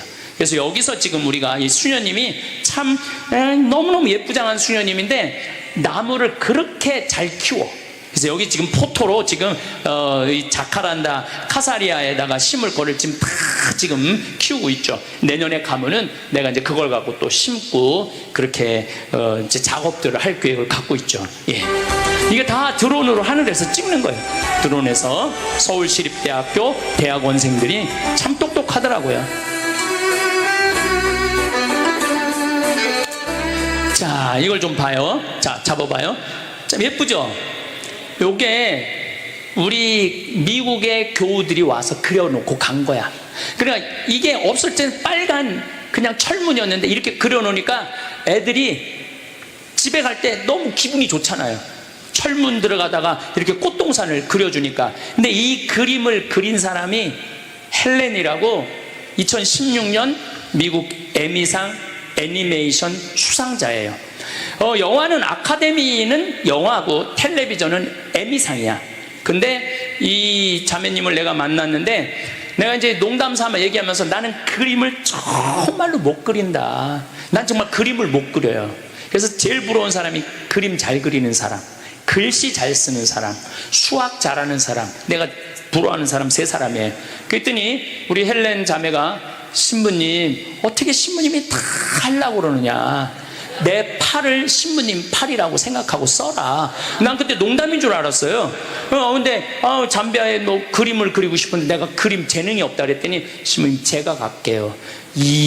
지금 저 디즈니랜드에서 근무하고 있거든요. 그런데 이 기가 막힌 이 인재를, 이런 사람을 데려다 쓸 수가 없어. 근데 본인이 비행기 값 다 내고 페인트 값 다 내고 와서 여기 그림 싹 자기 휴가 다 내서 가고, 올해는 남편이 또 회계사인데 기가 막혀. 이 남편도 나한테 갈 때마다 $2,000, $3,000를 모아서 줘요. 신부님, 이거 내가 아프리카에 봉헌하려고 따로 회사, 이 유대인 회사를 다니는데 따로 아르바이트 해갖고 모은 돈이래. 그래서 가족이 와갖고 이렇게 그림을 그려주니까 동네가 달라져. 고아원이 아니야. 예. 참 예쁘죠. 이번 여름에 한 거예요. 이거는 이렇게, 요거는 이제 애들이, 중고등학교 애들이 한 거예요. 요 우리 헬렌, 예, 자기 팔을 쓰라고, 그런 자매. 여기는 이제 타타샤라고 병원이야. 그 한가운데 있는 거예요. 빈민가 한가운데 있어갖고 여기에 말라리아, 에이즈 환자들 고쳐주죠. 여기는 치과. 이번에도 치과 선생님들이 12분이 갔어요. 12분이. 그래서 다 치과, 한국에서 장비 다 보낸 거예요. 우리 천사 목포, 광주, 인천, 또 신발 갖고 온 이 서울의 의사, 다 의사 선생님들이 와서 여름에 가서 이렇게 치료를 해주는 거죠. 여기 광명의 의사 선생님이고. 근데 신자가 아니에요. 신자 반, 신자 안 반, 비신자 반 이렇게 가요. 참, 여기는 안과. 안과, 여긴 간호사 선생님들. 병원이 얼마나 깨끗한지 몰라요. 병원만은 환자들이 이렇게 기다리고. 이거는 아니스라고 대구 가톨릭 수간호사 선생님인데 이제 내년에 은퇴하면은 잠비아에 와서 아예 사신대요. 자, 잡아봐요. 자, 내가 우리 요 선생님을 위한 집도 져주지만은 요 친구 얘기를 하려고 그래요. 수영이라고 고등학교 3학년이야. 고등학교 3학년인데 작년에 딱 아빠가 안과 의사거든요. 아빠 따라왔는데 이 고등학교 2학년 애가 200만 원을 갖고 왔어. 신부님 이거 아프리카에 쓰세요. 뭐냐? 신부님 제가 바이올린을 연주할 줄 압니다. 그래서 바이올린을 연주해갖고 CD를 만들어서 200장을 팔아갖고 온 거야. 고등학교 2학년 애가. 그런데 이번에는 고등학교 3학년이 됐는데 이번에는 얘가 1,700만 원을 갖고 왔어. 야, 이게 뭐냐? 그랬더니 아프리카 잠비아 후원을 위해서 아예 그 공연장을 빌려서 공연을 한 거야. 공연을 해갖고 티켓 값을 다 해갖고 또 공연한다고 그러니까 주위에서 후원하는 것까지 다 해갖고 주위에서 그래갖고 애가 고등학교 3학년이 1,700만 원을 갖고 왔어. 자, 여러분들 자녀들이 고등학교 3학년이야. 엄마, 나 이번에 여름에 아프리카 봉사 갔다 와고 올게. 그럼 여러분들 뭐라 그럴 것 같아요? 너 미쳤어? 지금 고등학교 3학년이? 여러분들 공부를 잘하는 게 교육이 아니에요. 어떻게 사느냐를 가르치는 게 교육이에요. 난 이 아버지가 정말로 훌륭하다고 생각을 해요. 고등학교 3학년이지만 아빠 하는 일에 함께 할 수 있는 거. 우리가 지금 대한민국이 1등만, 출세만 이래서 불행한 거예요. 좀 즐겁게 살고 나누고 살고 사람답게 사는 사람, 그런 세상을 우리가 만들어야 되는데 우리는 그냥 돈 버는 것만 좋아하고 쓸 줄도 모르고. 그래서 내가 보기에는 돈만 벌고 못 쓰고 죽는 사람 많이 봐요. 내가 방송을 통해서도 많이 보고 주위에서도 잔뜩 모아놓고 한 푼도 못 쓰는 분들 너무너무 많아요. 그러시지 말고 여러분들 쓰세요. 만약에 다 썼는데 그때도 안 죽으면은 그때는 내가 방법을 알려줬잖아요. 그냥 집에 가만히 있어. 근데 나중에 쓰려고 지금 가만히 있지는 말라는 거예요. 지금은 얼마든지 나누고 활동하고 여러분들 맛있는 것도 사 먹고 그러시라는 거예요. 참 보물이죠, 보물. 자, 잡아보세요. 내가 한 4년 5년을 다녀보니까 이 빈민가에 가보면은요, 텔레비, 라디오, 전기 아무것도 없어요. 애들이 학교도 안 다녀. 수녀님들이 여기 이 빈민가에 학교 줘놓고 병원 줘놓고 고아원 줘놓고 그리고 같이 사는 거거든요. 근데 얘네들 보니까 지구가 아름다운 게 너무 많은데 너무 문화적인 혜택을 못 받잖아요. 그래갖고 화면 저게 어마어마하게 큰 거예요. 여기 지금 이 강당만 원 화면이야. 이게 학교 운동장이야. 그래서 이번에 라이언 킹, 정글북 이런 거 갖고 가서 보여주는 거예요. 애들이 제일 좋아하는 건 찰리 채플린의 무성영화. 그걸 너무 좋아하더라고요. 근데 여기 지금 애들이 1,500명이 지금 보고 있는 거야. 안 그래도 까만데 까만서 안 보이는 거지. 지금 1,500명이 여기 지금 앉아 있는 거야. 여기 지금 1,500명이. 너무너무 마음이 아팠던 거는 밤 7시, 8시만 되면 여기가 거의 5도, 6도로 떨어져요. 근데 얘네들이 옷이 전부 다 반팔이야. 추우니까 어떻게 하냐면은 손을 이렇게 안에 집어넣어갖고, 아시죠? 우리 옛날에 추우면 옷 집어넣고 막 이랬던 거. 그러면서도 1,500명이 보는 거예요. 그래서 내년에는 가능하다면은 따뜻한 옷을 조금 갖고 가서 아이들한테 선물로 줘야 되겠다, 이런 생각을 하고 있어요. 이번에 그 변호사 선생님이 신자도 아닌데 아주 이 방송하는데 아주 혁혁한 공을 하셨죠. 이제 여기 3년 전에 간 거, 매년 이렇게 촬영을 하는데 3년 전께 제일 무난해갖고 갖고 온 거예요. 요하네스버그 공항에 우리가 이제 도착한 거예요. 13시간 비행기를 타고 봉사팀들이 다 도착을 했죠. 다 웃죠? 봉사활동의 특징은 뭐냐면 웃는 거예요. 웃는 거. 저렇게 여름인데도 잠바를 두꺼운 걸 입고 가는 거, 추우니까. 잠깐 잡아. 요 친구가 참 재미난 친구예요. 공병대 대위로 제대를 한 거야. 근데 이제 제대를 해갖고 막 놀으려고 그러는데, 제대하기 전에 엄마가 아프리카 잠비아에 신청을 해놓은 거야. 그래갖고 그냥 제대하자마자 얼떨결에 따라온 대위. 이번에 아주 집 짓는데 아주 일을 많이 했죠. 예. 갈 수 없는 그런 때가 있다. 이 요하네스버그 공항, 이분은 천주교 신자가 아니에요. 근데 지금 4년째 열심히, 어젯밤에도 의사들 모임을 했는데 새벽 1시에 나한테 전화해갖고 신부님 내년에도 갈게요. 그리고 동영상으로 통화를 했어요. 한국에서 먹을 걸 다 보내요. 한국에서 여기 계신 분들 중에 이런 분들이 있을 거예요. 신부님, 저는 재주가 하나도 없어요. 의술도 없고 할 줄 아는 거 하나도 없어요. 나도 봉사하고 싶은데. 왜 할 줄 아는 게 없어요? 밥 해야지. 밥. 왜냐하면 보통 80에서 100명 정도 가면은 10명은 밥을 해야 돼요. 그래갖고 이분들은 새벽 한 5시쯤 일어나갖고 음식을 다 해요. 그래갖고 7시에 미사 끝나고 이제 8시에 밥 먹고, 의사 선생님들은 병원에 가고, 대학생들은 농장에 가고 봉사활동 할 때 또 그 밥 해주고 난 다음에 병원에 쫓아가고 또 밥 해주고, 그거 하고 또 저녁에 와서 얼마나 일이 많은지 몰라요. 그리고 여기는 모든 게 다 자라. 오이, 토마토, 무, 배추 다 자라. 그래서 여기 있는 분들 중에 농사 질 줄 아는 분들은 정말로 신바람 나게 할 수 있어요.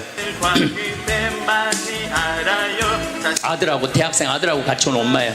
이렇게 양배추도 이렇게, 아주 튼실하죠. 무가 이렇게 커요.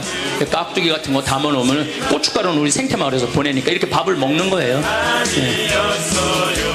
3년 전에는 닭장을 줘줬어요. 6,000마리 정도 할 수 있는. 겨울에, 그러니까 거기 겨울에 추우니까 대학생들이 가서 농장 목책 쳐주는 일을 했죠. 할 일이 무궁무진해요. 대학생들이 이렇게 다 하는 거예요. 저렇게 목책을. 못질 한 번도 해본 적 없는 아이들이 못질도 얼마나 잘하는지 몰라요. 이 경운기도 한국에서 다 사서 보내는 거예요. 이 경운기도. 네. 모든 기계는 한국에서 다 보내야 돼요. 여기 이제 직원들이에요. 이분들 한 달 월급이 얼마냐면 8만 원이에요. 8만 원. 한 달. 소는 이제 내가 20마리를 사줬는데 지금 100마리가 됐대. 소는 많이 됐죠.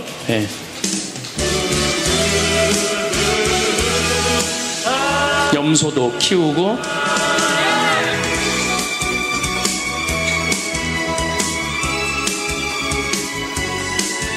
아이들이 이제 닭장을 이제 짓는 거예요. 대학생 아이들, 또 그 공병대 대위 출신이 이렇게 해서 닭장을 줘줬죠.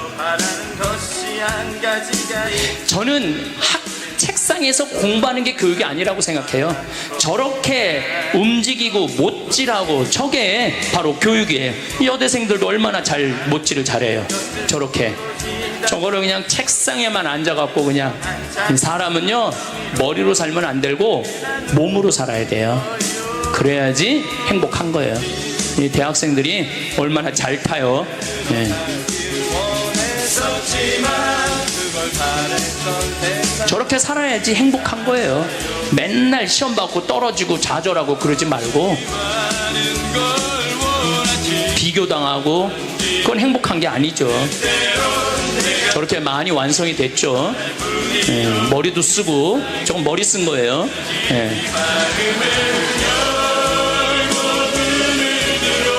이렇게 해서 닭장이 완성이 된 거예요. 그래갖고 이렇게 닭들이 그래갖고 한 달에 지금 1,500마리씩 판매를 한다고 그래요. 여기 닭고기 많이 먹거든요, 이 잠비아 사람들이. 그리고 이제 산에 이렇게 나무가 많은 거를 대학생들이 전부 이렇게 잘라서 불을 태워갖고 농장을 만들어 준 거죠.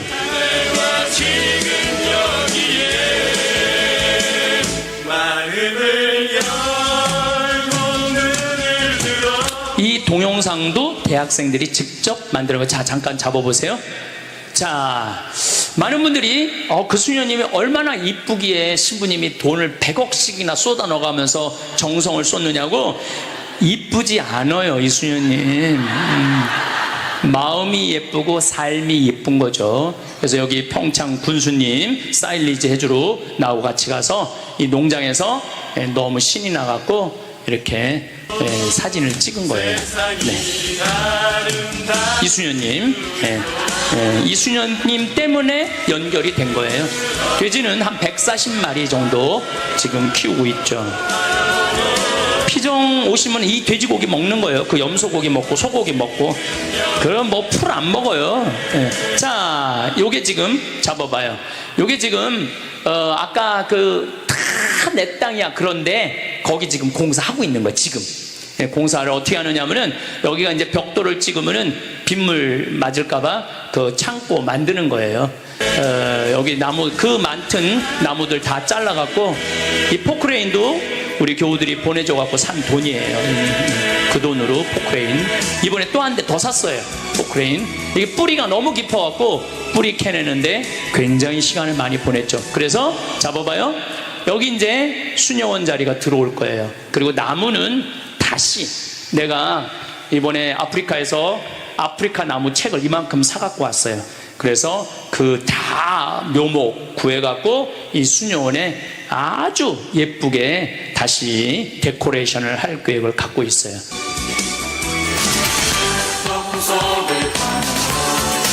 이제 참 잘생기고 예뻐요. 흑인들이 참 예뻐요.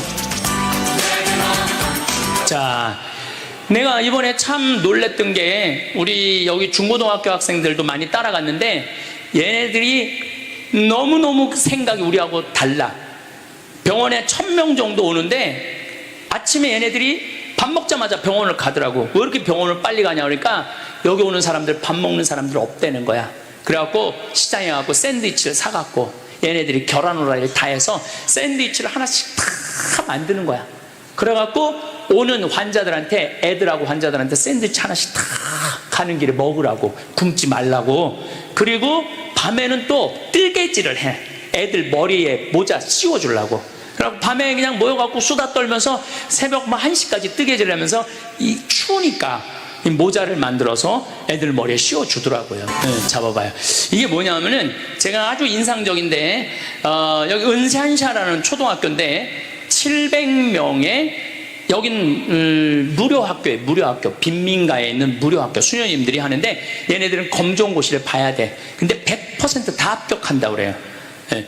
근데 참 이 학교가 좁으니까 3부제 공부를 하는 거예요. 그래서 이 친구들한테 학교도 책도 보내주고 하고 그러는데 문제는 여기에 운물이, 야, 이 하나의 봉헌이 700명한테 이렇게 행복한 공간을 줄 수 있구나. 그거를 제가 느꼈죠, 이번에.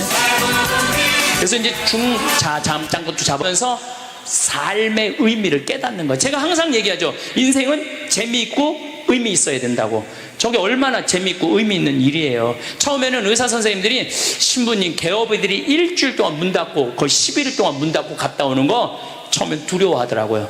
근데 갔다 와도 안 망하거든. 병원 안 망하거든. 근데 삶의 기쁨은 충만하고. 그러니까 여러분들도 내가 이거 안 하면은 망할 것 같아도 안 하고 해도 절대 안 망해요. 제발 여러분들 그 두려워할 거 하나 없어요. 예. 그리고 난가 밥 안 먹고 그렇게 도끼질을 하니까 얼마나 힘이 들어요. 내가 내 눈에 봐도 힘든 게 보여. 또 한 분은 팔 하나가 없어. 팔 하나가 없는데도 한 손으로 도끼질을 하는 거예요. 참 그걸 보면서 지금 우리나라 대한민국은 얼마나 많은 걸 누리고 살아요. 얼마나 풍요로워. 그런데 정말로 이 행복한 거를 감사하지 못하고 누리지도 못하고 맨날 뭐가 그렇게 불만이라 이거 달라고 그러고 저거 달라고 그러고 이미 다 줬는데 하느님이 얼마나 감사해요. 여기에 비하면은 여러분들은 내가 항상 하는 얘기가 호강에 요강을 타고 다니고 있는 거야. 지금 호강에 요강을 타고 다니고 있는 거야.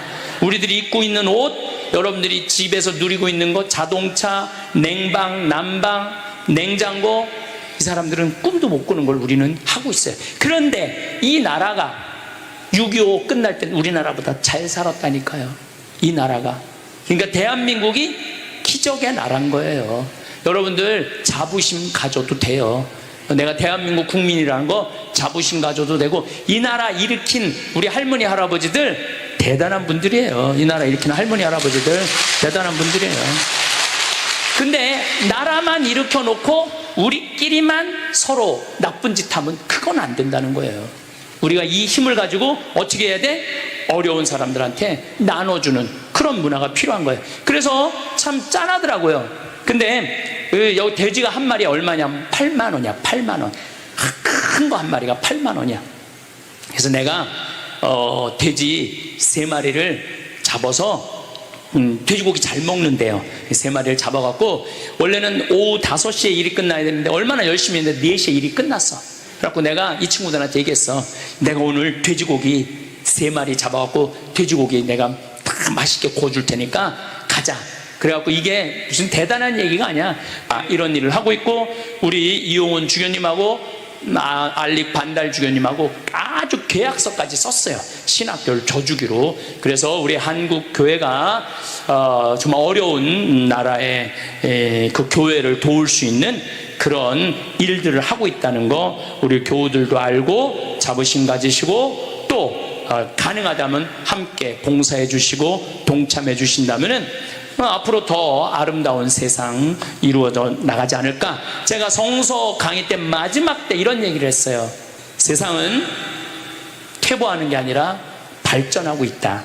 세상은 하느님이 우리를 싫어하는 쪽으로 발전하는 게 아니라 좋아하는 쪽으로 건강하게 발전하고 있다. 큰 역사의 테두리를 본다면은, 그래서 여러분들 기도할 때 정말 하늘에 계시는 우리 아버지의 이름이 하늘에서와 같이, 아버지의 뜻이 하늘에서와 같이 땅에서도 이루어지라고, 이게 아마 잠비아에서 이루어지지 않을까 싶습니다. 여러분들 감사합니다.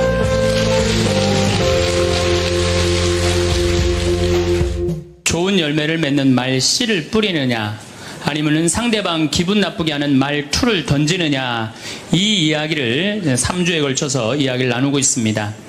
우리가 가장 가까이 있는 사람한테 가장 상처 주는 말을 참 많이 하는 것 같아요. 그래서 여러분들 부부끼리 서로 기분 나쁠 때가 있어요. 기분 나쁠 때 있잖아요. 네. 그럴 때 이렇게 뭐 감정적으로 생각하거나 극단적으로 생각할 필요가 없을 것 같아요. 왜 그렇게 생각하실 필요가 없느냐면, 지금 종자가 다른 종자가 이상한 행동을 하고 있다, 이렇게 생각하면 좀 마음이 좀 편안해요. 저 사람이 날 미워해서 그러는 게 아니다. 더욱이 여성이라는 이 성은, 제가 남성이기 때문에 그런 걸 많이 느껴요. 여성은 참 신비한 존재. 여자는요, 생리를 하고 난 다음에 1일부터 18일까지 점점 기분이 좋아진대요.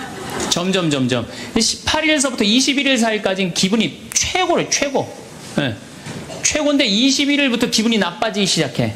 생리할 때 되면 완전히 그 여자가 아니야. 원래 생각했던 그 여자가 아니야. 완전히 새로운, 완전히 짐승이 하나 나와갖고 이상한 행동을 하는 거예요. 그러니까 여자는 기분이 좋고 나쁘고 너무 분명해요. 좋을 때는 한없이 좋고, 나쁠 때는 또 한없이 나쁜 경우가 있어요. PMT라고, 이게 그 여자는 그 생리 전 긴장감이 있대요. 이 현상이 있어갖고 여자의 감정을 남자들이 내 마누라 난 도저히 이해가 안 돼. 이게 이 주기를 몰라서 그래요.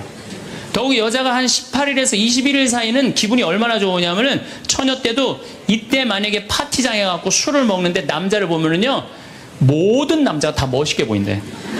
그래갖고 그냥 이때 그냥 술 먹고 호텔에 다음날 아침에 깨보면 어머머 내가 미쳤어 내가 왜 그랬지? 이런 일이 이때 벌어지는 거예요. 그래서 보통 보면은 이렇게 부부들 보면 너무 예쁜 여자하고 이상하게 생긴 남자가 부부로 사는 경우가 있어요. 이 경우는 18일에서 21일 사이에 만난 경우에 이 경우는 전혀 어울리지 않는데도 같이 사는 경우가 있어요. 그걸 뭐 번개 맞은 사랑, 운명 같은 사랑 그런 거 아니에요. 그런데 이게 결혼할 때만 이런 현상이 일어나는 게 결혼하고도 계속 이 주기가 반복되는 거예요.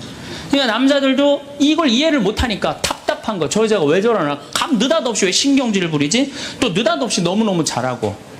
이런 주기, 본인들도 아마 그런 주기에 대한 인식이 있으실 거예요. 인간이라는 게 그렇게 복잡한 것 같아. 근데 옛날에는 이렇게 복잡해도 몰라도 됐어요. 그냥 참고 살고, 그냥 견디고 살고, 성당에서 십자가 생각하고 참으라고 그러면은 그냥 참고 그리고 옛날에 제가 20년 전만 해도 신부님 남편이 때려요, 남편이 바람 펴요. 그러면 저도 그랬어요. 참고 살으라고. 왜? 참고 좀만 참으면 죽으니까 그냥. 죽으니까 참고 살라고 그랬어요. 그 옛날엔 더 했죠.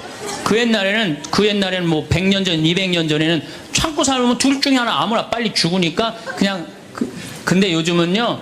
한 40살 된 사람이 남편이 때려요, 바람 펴요, 빚만 만들어놔요 이러면요. 참고 살라고 얘기하기가 참 두려워요. 왜냐하면 참고 100년을 더 살아야 되는데 그거는 또 다른 형벌이거든요. 그러니까 여러분들도 이제는 남자라는 이 동물을, 짐승을, 종자를 이해를 하셔야 돼요. 남편을 이해하라는 게 아니에요. 남자가 생겨먹은 게 어떻고, 또 여기 있는 우리 형제님들은 여자가 생겨먹은 게 그러면 훨씬 좀 덜 싸울 거예요. 덜 크크크 치치치 크크크가 된다니까. 그런데 이제 부부끼리도 서로에 대한 이해가 필요하지만은 여러분들 자녀에 대한 이해가 필요합니다.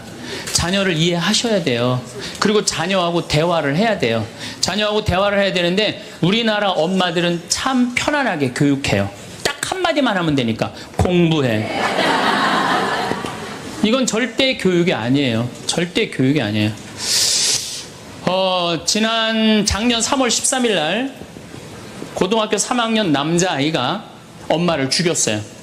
목으로 칼을 찔러서. 그런데 얘가 전국 4천등 하는 아이였대요. 모의고사에. 전국. 근데 엄마는 전국 1등 하라고 그래요. 전국 1등. 나는 전교 1등은 들어봤어도 전국 1등은 처음 들어봤어요. 전국. 자식한테 전국 1등을 하라고 강요한 엄마는 처음 들어봤어요. 근데 얘는 전국 4천등이면요 서울대 들어가요. 왜냐면 1년에 서울대 4,000명 정도 뽑거든요. 4,000명 정도 뽑으면 카이스트, 경찰대 이런 데 다 빠지면은요 서울대 들어가고도 남아요. 그런데 얘는 전국 63등으로 고친 거야. 63등인지 62등인지. 내가 고등학교 때 반에서 받은 등수야 이거야. 고등학교.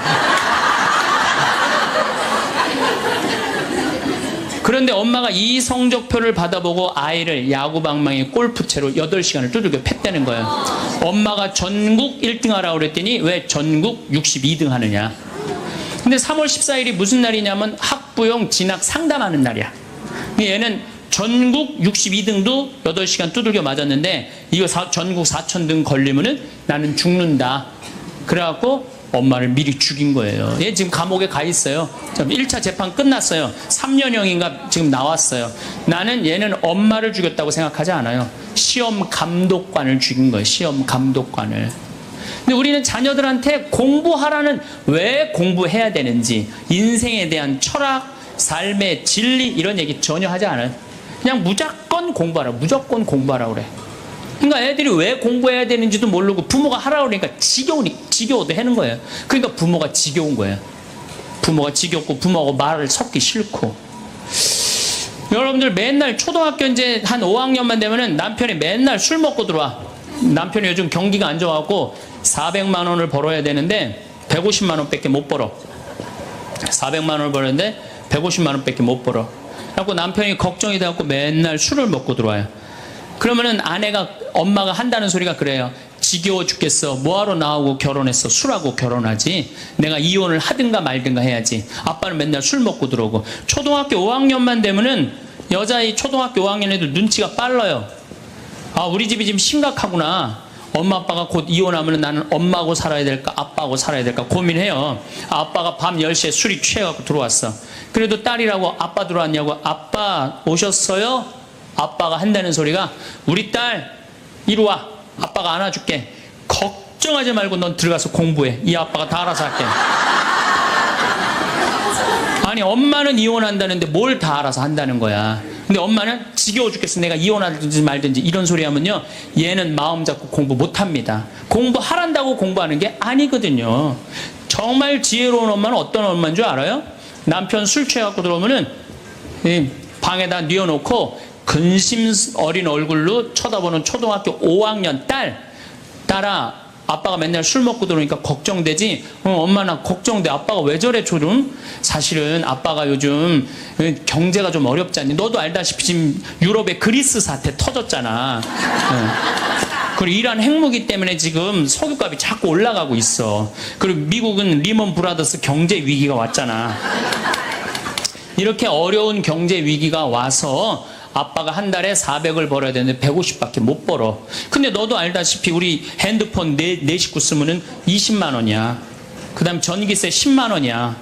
그 다음에 아빠 차 운행하고 우리 버스 타고 전철 타고 다니는 거 30만 원이야. 우리가 라면만 먹고 살아도 60만 원이야. 네 학원비, 동생 학원비 50만 원 들어가. 그러고 난 다음에 우리 아파트 부금 100만 원 들어가. 한 달에 최소한 250은 있어야 되는데 150밖에 6개월 동안 아빠가 지금 이렇게 우리 집이 마이너스야. 그래서 아빠가 저렇게 근심 걱정이 돼서 저렇게 술을 먹고 들어오니 네가 좀 이해를 해줬으면 좋겠다. 이렇게 말하면요, 얘는 방에 들어가서 고민해요. 우리 집을 위해서 내가 도대체 뭘 해야 될까 고민해요. 그런데 우리는 자녀들한테 이런 얘기 일치하지 않아요. 일치하지 않고 너는 들어가서 뭐 하라고 그래? 공부하라고 그래. 그러니까 애들이 공부를 왜 해야 되는지 모르잖아요.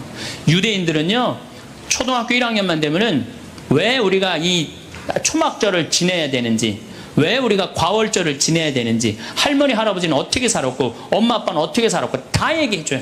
그러니까 우리나라 애들은, 이스라엘 애들은 초등학교 1학년 때부터 철드는 거예요. 우리 역사, 이런 역사 안에서 내가 살아가야 되는구나. 제가 지난 3월 달에, 내가 이제 다음 겨울에, 12월 달에 그 강의를 이제 말씀을 드릴 거예요. 3월 달에 이스라엘에 초청을 받아서 갔다 왔어요. 근데 마침 내가 그 사막 체험을 했는데, 그때 이스라엘의 영재 아이들이 거기 왔었어요. 천재 아이들이죠. 근데 이스라엘은 고등학교 3학년 18살만 되면요, 무조건 군대 가야 돼요. 3년. 남자고 여자고 다 3년. 근데 걔네들이 전부 다 의대 합격한 애, 공군사관학교 합격한 애, 다 그런 애들이야. 그래서 내가 물어봤어요. 니네들은 18살만 되면은 군대를 간다는데 너희들 정말 군대 가고 싶느냐? 내가 물어봤는데 걔네 눈빛이 반짝반짝 거리면서 나는 이 나라를 위해서 가겠다는 거예요. 그리고 그냥 가는 것도 아니고 반드시 가고 난 기쁘게 가겠다는 거예요. 얘네들은 역사, 의식, 가정의식 다 있는 거야. 그러니까 우리나라 애들은 20년 동안 역사 얘기도 안 듣고 사람 살아가는 도리 얘기도 안 듣고 무조건 뭐만 하라고 그래? 공부만 하라고 그래. 제가 얼마 전에 내 친구의 친구가 세상을 떠났어요. 근데 그 세상 떠난 사람 여자야. 근데 고등학교 2학년 딸이 있고 대학교 1학년 아들이 하나 있는 거야. 그런데 이 엄마가 딸을 깨워야지 딸은 일어나서 학교를 가는 거예요. 근데 10시가 됐는데 엄마가 안 깨운 거야. 엄마가 왜 나를 안 깨웠지? 10시가 됐는데 부엌에 가보니까 심장마비로 죽은 거예요. 심장마비로 죽었는데 아들이 이제 올라왔죠. 지방대학 다니면서. 아들이 올라왔는데 아들이 장례 때 하나 울질 않더래요. 우리 친구가 가서 보니까. 그리고 그냥 슬퍼하질 않더래요. 그런데 장례하는 날 아빠한테 그러더래요. 아빠, 나 내일 MT가 있는데 나 그거 꼭 가고 싶은데 나 어떻게 하면 좋으냐고. 나 내일 MT 가게 해달라고 그러더래요. 철이 안 들은 거죠. 그런데 여러분들, 얘가 철이 왜 없을까요? 누가 이렇게 철없이 키웠을까요? 부모가 철없이 키운 거예요. 뭐 하라고 그런 거야? 공부하라고 그런 말 외에는 한 얘기가 없는 거예요. 공부하라는 얘기.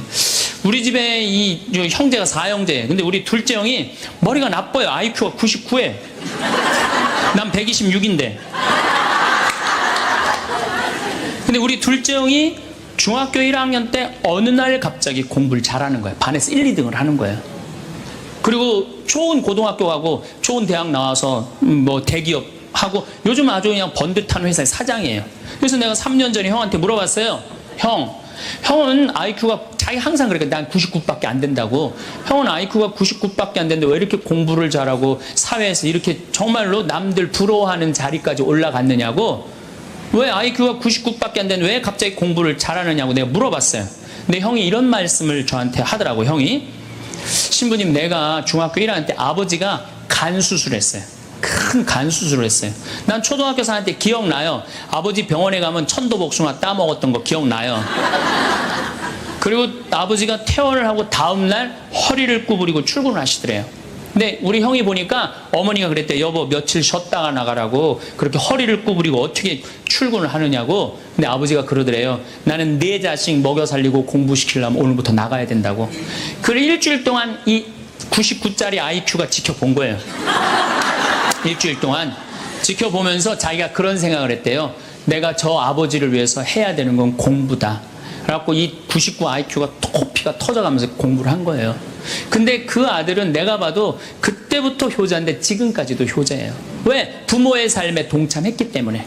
여러분들은 자녀를 여러분들의 삶에 얼마나 동참시키세요? 어제 내가 평창에서 강의를 했는데 할머니 한 분이 평생 한 번도 그런 얘기 안 했대. 자식한테 먹여주고 채워주는 거 외에는 한 게 없다는 거예요. 여러분들 개는요 10마디 알아듣는데요. 기다려, 앉아, 손, 엎드려, 이 정도 알아듣는데요. 그리고 원숭이는 한 30마디 알아듣는데 자기네들끼리도. 사람은 적어도 하루 한 집에서 살면서 10,000마디는 해야 된대요. 근데 우리가 자녀들한테 무슨 얘기해? 일어나, 밥 먹어, 학교 가, 숙제, 공부해, 시험은 10마디 정도밖에 안 한 거야. 20년 동안. 어떤 하느님을 사랑하는 거, 사람을 사랑하는 거, 살아가면서 사람의 도리, 우리 집안의 내력, 그런 얘기 생전 안 하는 거야. 생전. 내가 어떤 고민을 하는지, 내가 어떤 갈등 속에서 사는지, 아빠하고 어떤 추억이 있는지 그런 거 전혀 모르는 거예요. 밥만 먹여주는 그러니까 10마디 이상 안 하는 거예요. 그러니까 내가 자녀를 키우면서 계속 들어가서 공부해 10마디 이상 안 한 이 집은 무슨 집이냐? 개 같은 집이에요. 개 같은 집. 사람 집이 아니에요. 사람 집이 아니에요. 다정한 대화를 할 수가 없는 거야. 그러니까 우리 이 둘째 아들은 정말 그때부터 지금 나이가 50이 넘었는데 아직까지도 효자예요. 그래서 내가 이렇게 나보다 신부가 됐으면 더 잘 살았을 거예요, 둘째 형이. 근데 큰 형은 이제 우리 어머니 아버지가 이제 휴가를 이제 우리 생태마을, 요즘은 이제 거의 못 오시는데 휴가를 오면 이제 누나, 큰아들, 둘째 아들이 돌아가면서 모시고 와요. 근데 이제 큰아들도 자기도 조그만 공장을 하는데 막 이제 바쁘니까 바쁜 와중에 어머니 아버지 모시고 오는 거 아니에요. 오다가 어머니가 아이고 얘야 묵주를 까먹었다 그러면 신경질을 부린대요. 바빠 죽겠는데 어떻게 하라고 그러냐고. 지금 일주일만 손가락으로 하고 오라고 그냥. 그런데요. 근데 둘째 아들은 어머니가 딱 이제 아들 둘째 아들이 태우고 평창에 오다 얘야 묵주를 까먹었다 그러면 둘째 아들은 그런데 우리 어머니가 저한테 해준 얘기예요. 어머니 걱정하지 마세요. 톨게이트 앞에서도 그런데 어머니 걱정하지 마세요. 차 돌리면 되죠 뭐. 그리고 그 차를 돌려갖고 30분 동안 집에 가서 그 묵주를 찾아서 모셔다 드린다는 거예요. 그러니까 부모가 불편한 게 싫은 거야. 왜? 이 자식은 중학교 1학년 때부터 누구의 삶에 동참한 거야? 부모의 삶에 동참한 거야. 여러분들은 자녀들을 언제부터 삶에 동참시켰어요? 부모가 속이 썩는지 아빠가 힘든지 고통스러운지 그런 건 하나도 얘기 안 하잖아요. 그리고 너는 뭐만 하면 돼? 공부만 하면 되는 거야. 저는 요즘 우리 사회가 지금 굉장히 거칠다 그래요. 왕따, 그 다음에 학원폭력, 성폭력, 굉장히 아주 충격적인 사건들이 많이 벌어지잖아요. 내가 보기에는 이거는 다 집안에서 교육이 말이 안 통해서 그래. 부모가 진리를 애들한테 알려줘야 될 거 아니야. 진리를. 그리고 하느님의 사랑도 알려줘야 되고. 근데 그런 얘기 생전 안 하는 거예요. 저는 요즘 무슨 대책 막 낼 때 정말로 한심해요. 그런 대책으로는 해결이 안 돼요. 저는 중학교 때 성당을 이틀 갔어요. 토요일 날, 일요일 날. 뭐 이틀 간 게 아니라 6일이면 6일 다 갔죠. 7일이면 7일 다 갔어요, 성당. 매일 가서 성당 살았어요. 그 성당 가면은 매일 교리 배우고, 거룩한 거 배우고, 진리 배우고, 사람 사랑하는 거 배우고, 사람 배려하는 거 배우고, 그랬잖아요. 학원이 무슨 학원이야. 토요일 날에는 맨날 친구들하고, 이 순교자 성월에는 유대철, 내가 그때 주인공 됐었어. 유대철 연극하고, 성탄 때는 또 저기 뭐 성가 연습하고, 문학적으로 심성적으로 신앙생활을 했을 때는 아이들이 거룩하고, 그 중에 또 뭐 신학교 간 뭐 학사님 있으면 그 학생님 너무너무 부러우면 나도 한번 신부로 살아볼까? 또 수녀원 간 사람 있으면 또 이 여자아이들도 나도 저렇게 아름다운 수도자로 살아볼까? 그런 문화가 있었다고요. 근데 우리 천주교만 그런 게 아니라 자라보면 교회 다니는 애들, 절에 다니는 애들 다 그렇게 자랐어요. 그러니까 심성이 예쁘게 자라는 거죠. 근데 요즘 애들은 뭐만 해요? 공부만 해요. 그러니까 심성이 예쁘게 자랄 수가 없는 거예요. 아무리 대책을 발표해봐요. 소용이 없는 거예요. 그래서 나는 진짜 똑똑한 정치인이라면은 토요일 날, 일요일 날 신앙생활 하게 해야 돼요. 똑똑한 정치인들이라면. 그 문화생활 하게 해야 돼, 애들이. 절대 공부를 하면 안 돼요. 토요일 날, 일요일 날은. 그렇게 잘하면은 우리 사회가 굉장히 건강해지고 거룩해지고 진리가 충만한 나라가 될 거예요. 공부한다고 되는 일이 아니에요. 공부한다고.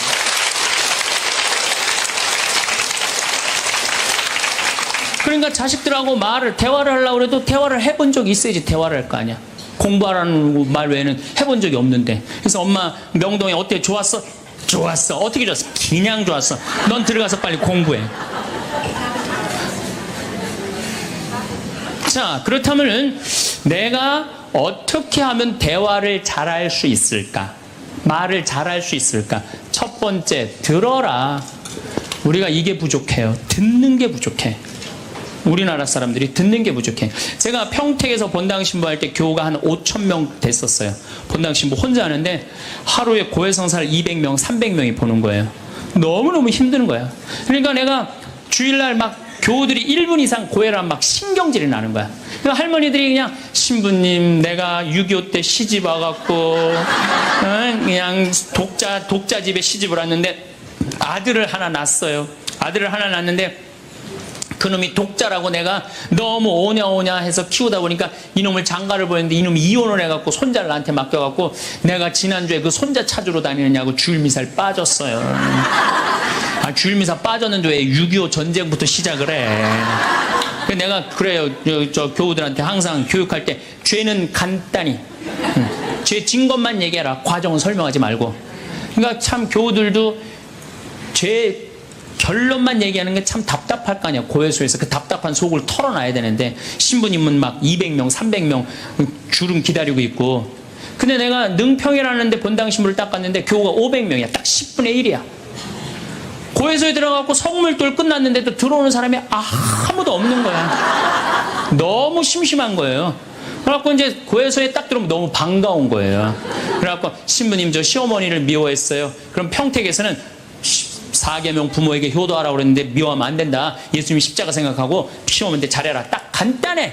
그렇게 했는데 능평에서는 이 자매 나가면 이제 아무도 안 들어오니까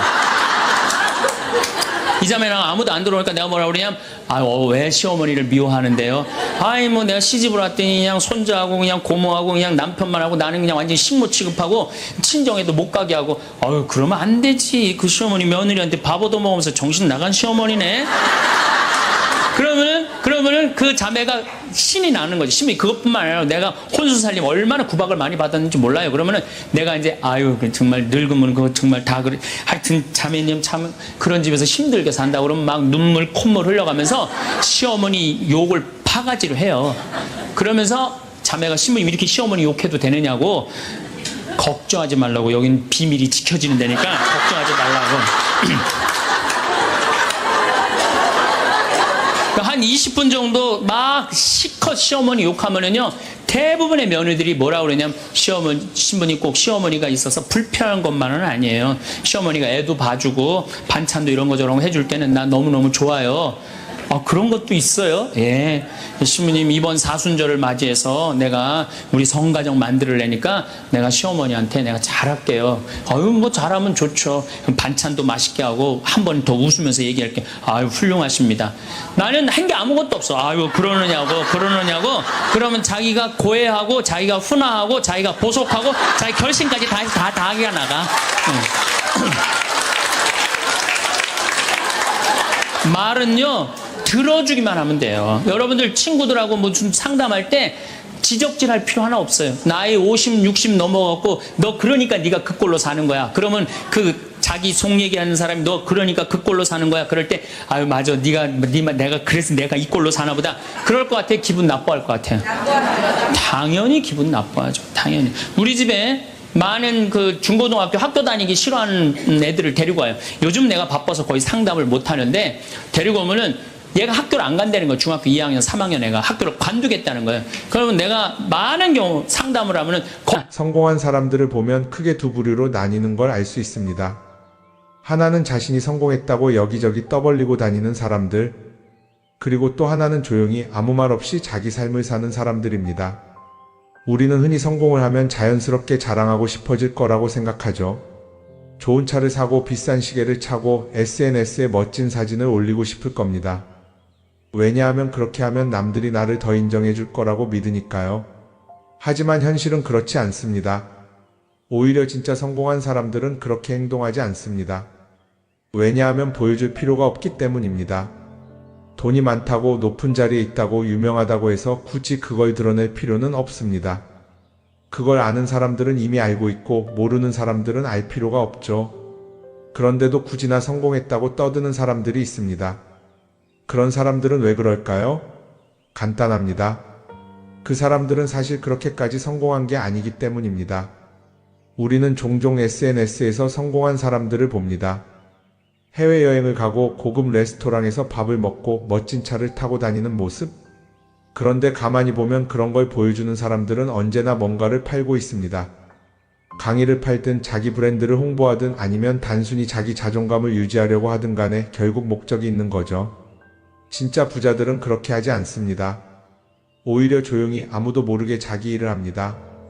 왜냐하면 자랑해서 얻을 게 없기 때문입니다. 오히려 괜히 잘난 척했다가 사람들에게 이용당하거나 시기와 질투를 받거나 쓸데없는 오해를 사는 게 더 피곤합니다. 이건 단순한 돈 이야기가 아닙니다. 사회적인 성공을 이룬 사람들도 마찬가지입니다. 진짜 실력 있는 사람들은 자기 실력을 굳이 떠벌리지 않습니다. 왜냐하면 그럴 필요가 없으니까요. 자기 분야에서 최고라면 사람들이 먼저 알아서 찾아옵니다. 반대로 실력이 부족한 사람일수록 자기를 포장하려고 애씁니다. 우리가 흔히 듣는 말이 있죠. 빈수레가 요란하다. 이 말이 괜히 있는 게 아닙니다. 정말 내실이 있는 사람들은 굳이 시끄럽게 굴지 않습니다. 반대로 겉만 번지르르한 사람들은 자기가 얼마나 대단한지 떠들고 다닙니다. 이걸 좀 더 현실적인 예로 들어볼까요? 동창회에 나가면 꼭 이런 사람이 있습니다. 옛날에는 별거 아니었는데 갑자기 잘 됐다고 나타나서 자기가 얼마나 성공했는지 자랑하는 사람. 처음에는 다들 와 대단하다 하고 들어주지만 시간이 지나면 어떨까요? 대부분 속으로 이렇게 생각할 겁니다. 저 사람 뭐 저렇게까지 티를 내? 결국 그런 사람은 점점 멀어지게 됩니다. 반면에 정말 성공한 사람들은 조용합니다. 굳이 자기가 어떻게 살고 있는지 설명하지 않죠. 그런 사람들은 오히려 주변에서 먼저 알아보고 자연스럽게 존경을 받습니다. 그게 진짜 성공입니다. 그럼 우리는 어떻게 해야 할까요? 내가 뭔가를 이루었을 때 굳이 남들에게 알릴 필요가 있을까요? 물론 가까운 사람들에게 좋은 소식을 전하는 건 좋습니다. 하지만 굳이 모든 사람들에게 나 이렇게 잘 살고 있어요 하고 알릴 필요는 없습니다. 그런 행동은 결국 나에게 득이 되지 않습니다. 성공이라는 건 원래 조용한 겁니다. 내가 잘 되고 있으면 주변 사람들이 자연스럽게 알게 됩니다. 굳이 내가 말하지 않아도 내 행동과 태도에서 묻어나오게 되어 있습니다. 그러니 굳이 보여주려고 애쓰지 마세요. 오히려 그게 더 진짜 성공한 사람의 태도입니다. 사람은 사회적 동물이라고 하잖아요. 혼자 살아갈 수 없고 결국 사람과의 관계 속에서 기쁨도 얻고 때로는 상처도 받습니다. 그런데 한 가지 생각해 볼 게 있어요. 우리가 정말 인간관계가 필요해서 맺고 있는 걸까요? 아니면 그냥 그래야 한다고 배워서 어쩔 수 없이 유지하고 있는 걸까요? 어릴 땐 친구 많으면 좋다고 하죠. 사회생활에서도 인맥이 중요하다는 말을 많이 합니다. 그런데 정작 주변을 보면요, 인간관계가 넓은 사람일수록 스트레스를 더 많이 받아요. 전화벨이 울릴 때마다 이번엔 또 무슨 부탁일까 싶고, 단체 채팅방에서 메시지가 올 때마다 이걸 또 어떻게 대답해야 하나 고민하죠. 관계가 많아질수록 책임과 피로도 함께 늘어나는 겁니다. 어떤 사람들은 인간관계를 줄이면 외롭지 않겠냐고 해요. 그런데 가만히 생각해보면 진짜 외로움을 느끼는 순간이 언제인지 아세요? 오히려 불필요한 인간관계 속에 있을 때입니다. 같이 밥을 먹고 얘기를 나누는데도 뭔가 허전하고 대화가 컥 돌고 속마음을 나누지도 못할 때, 그럴 때 우리가 더 외롭다고 느끼죠. 그렇다고 당장 인간관계를 다 끊어버릴 순 없겠죠. 하지만 적어도 내가 정말 소중하게 여겨야 할 관계와 그냥 관성적으로 유지하는 관계는 구분할 필요가 있습니다. 예를 들어 매번 나한테 부탁만 하고 정작 내가 어려울 땐 연락 한 번 없는 사람. 내가 실수하면 뒷담화를 하면서 내 앞에서는 웃는 사람. 이런 관계를 굳이 계속 이어갈 이유가 있을까요? 가끔은 이런 경험도 있을 거예요. 우연히 어떤 사람과 친해졌는데 만난 지 얼마 되지도 않았는데 너무 많은 걸 털어놓는 사람들 있죠. 자기 속사정부터 가족 문제, 직장 고민까지 쏟아내는 사람들.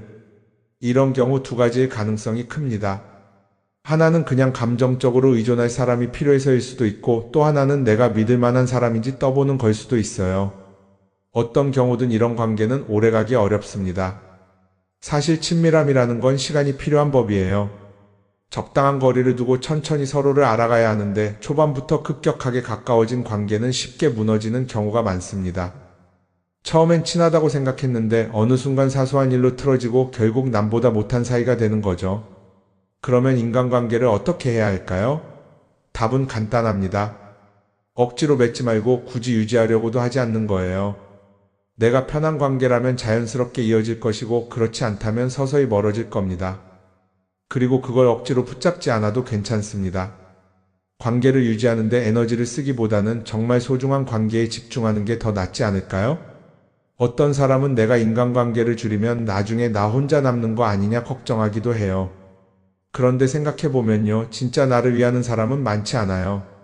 인간관계를 줄인다고 해서 완전히 혼자가 되는 게 아닙니다.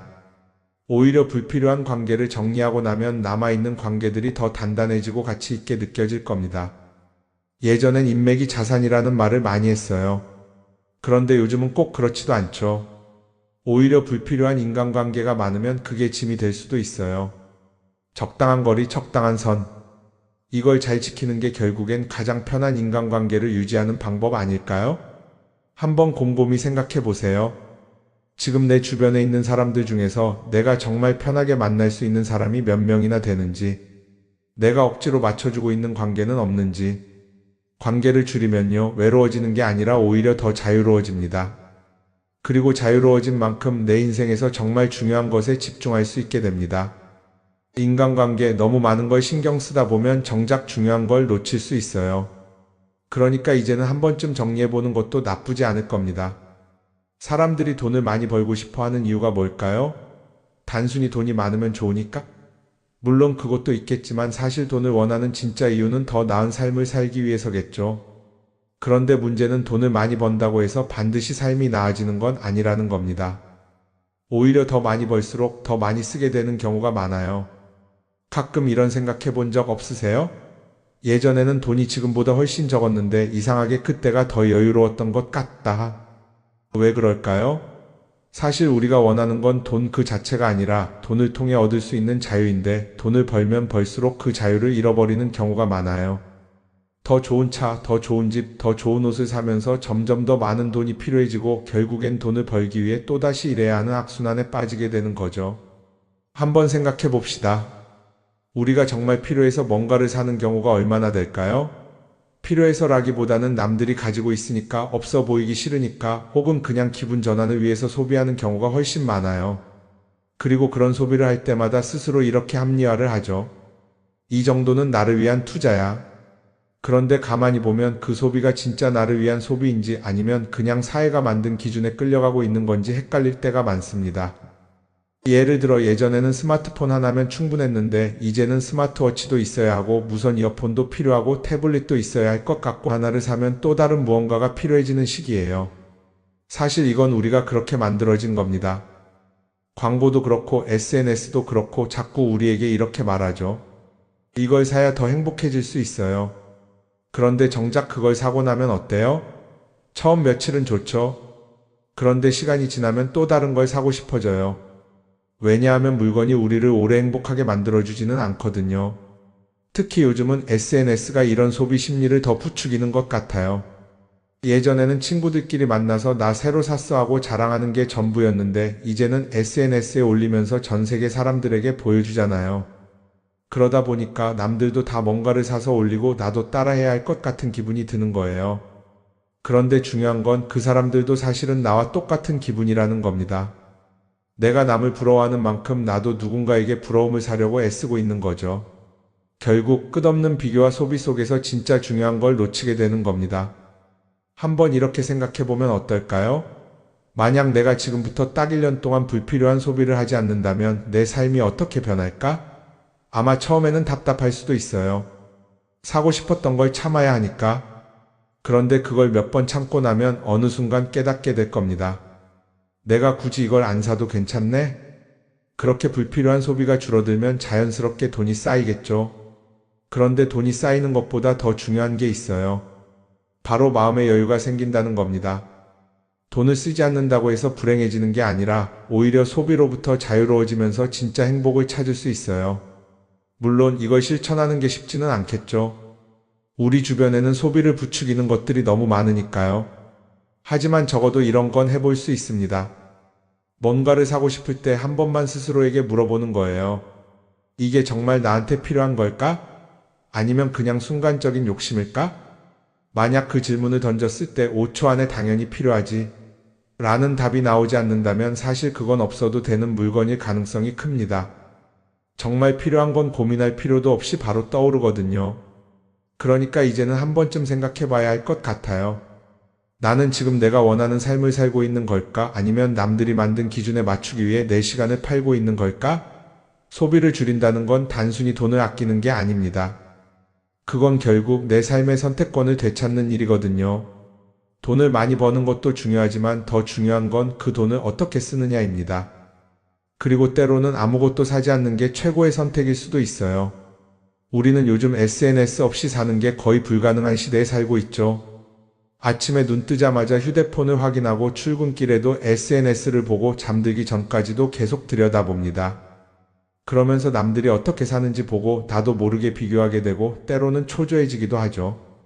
SNS에 올라오는 사진들 한번 보세요.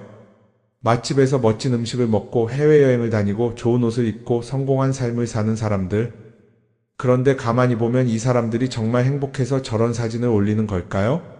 아니면 그냥 행복해 보이고 싶은 걸까요? 실제로 SNS에 가장 많이 올라오는 사진이 뭔지 아세요? 남들이 부러워할 만한 순간들입니다. 집에서 편하게 쉬고 있는 모습이나 출근길에 지친 얼굴, 어제 먹다 남은 배달 음식 사진 같은 건 잘 안 올리죠. 대신 멋진 레스토랑, 명품 가방, 고급 호텔 같은 것들이 올라옵니다. 왜 그럴까요?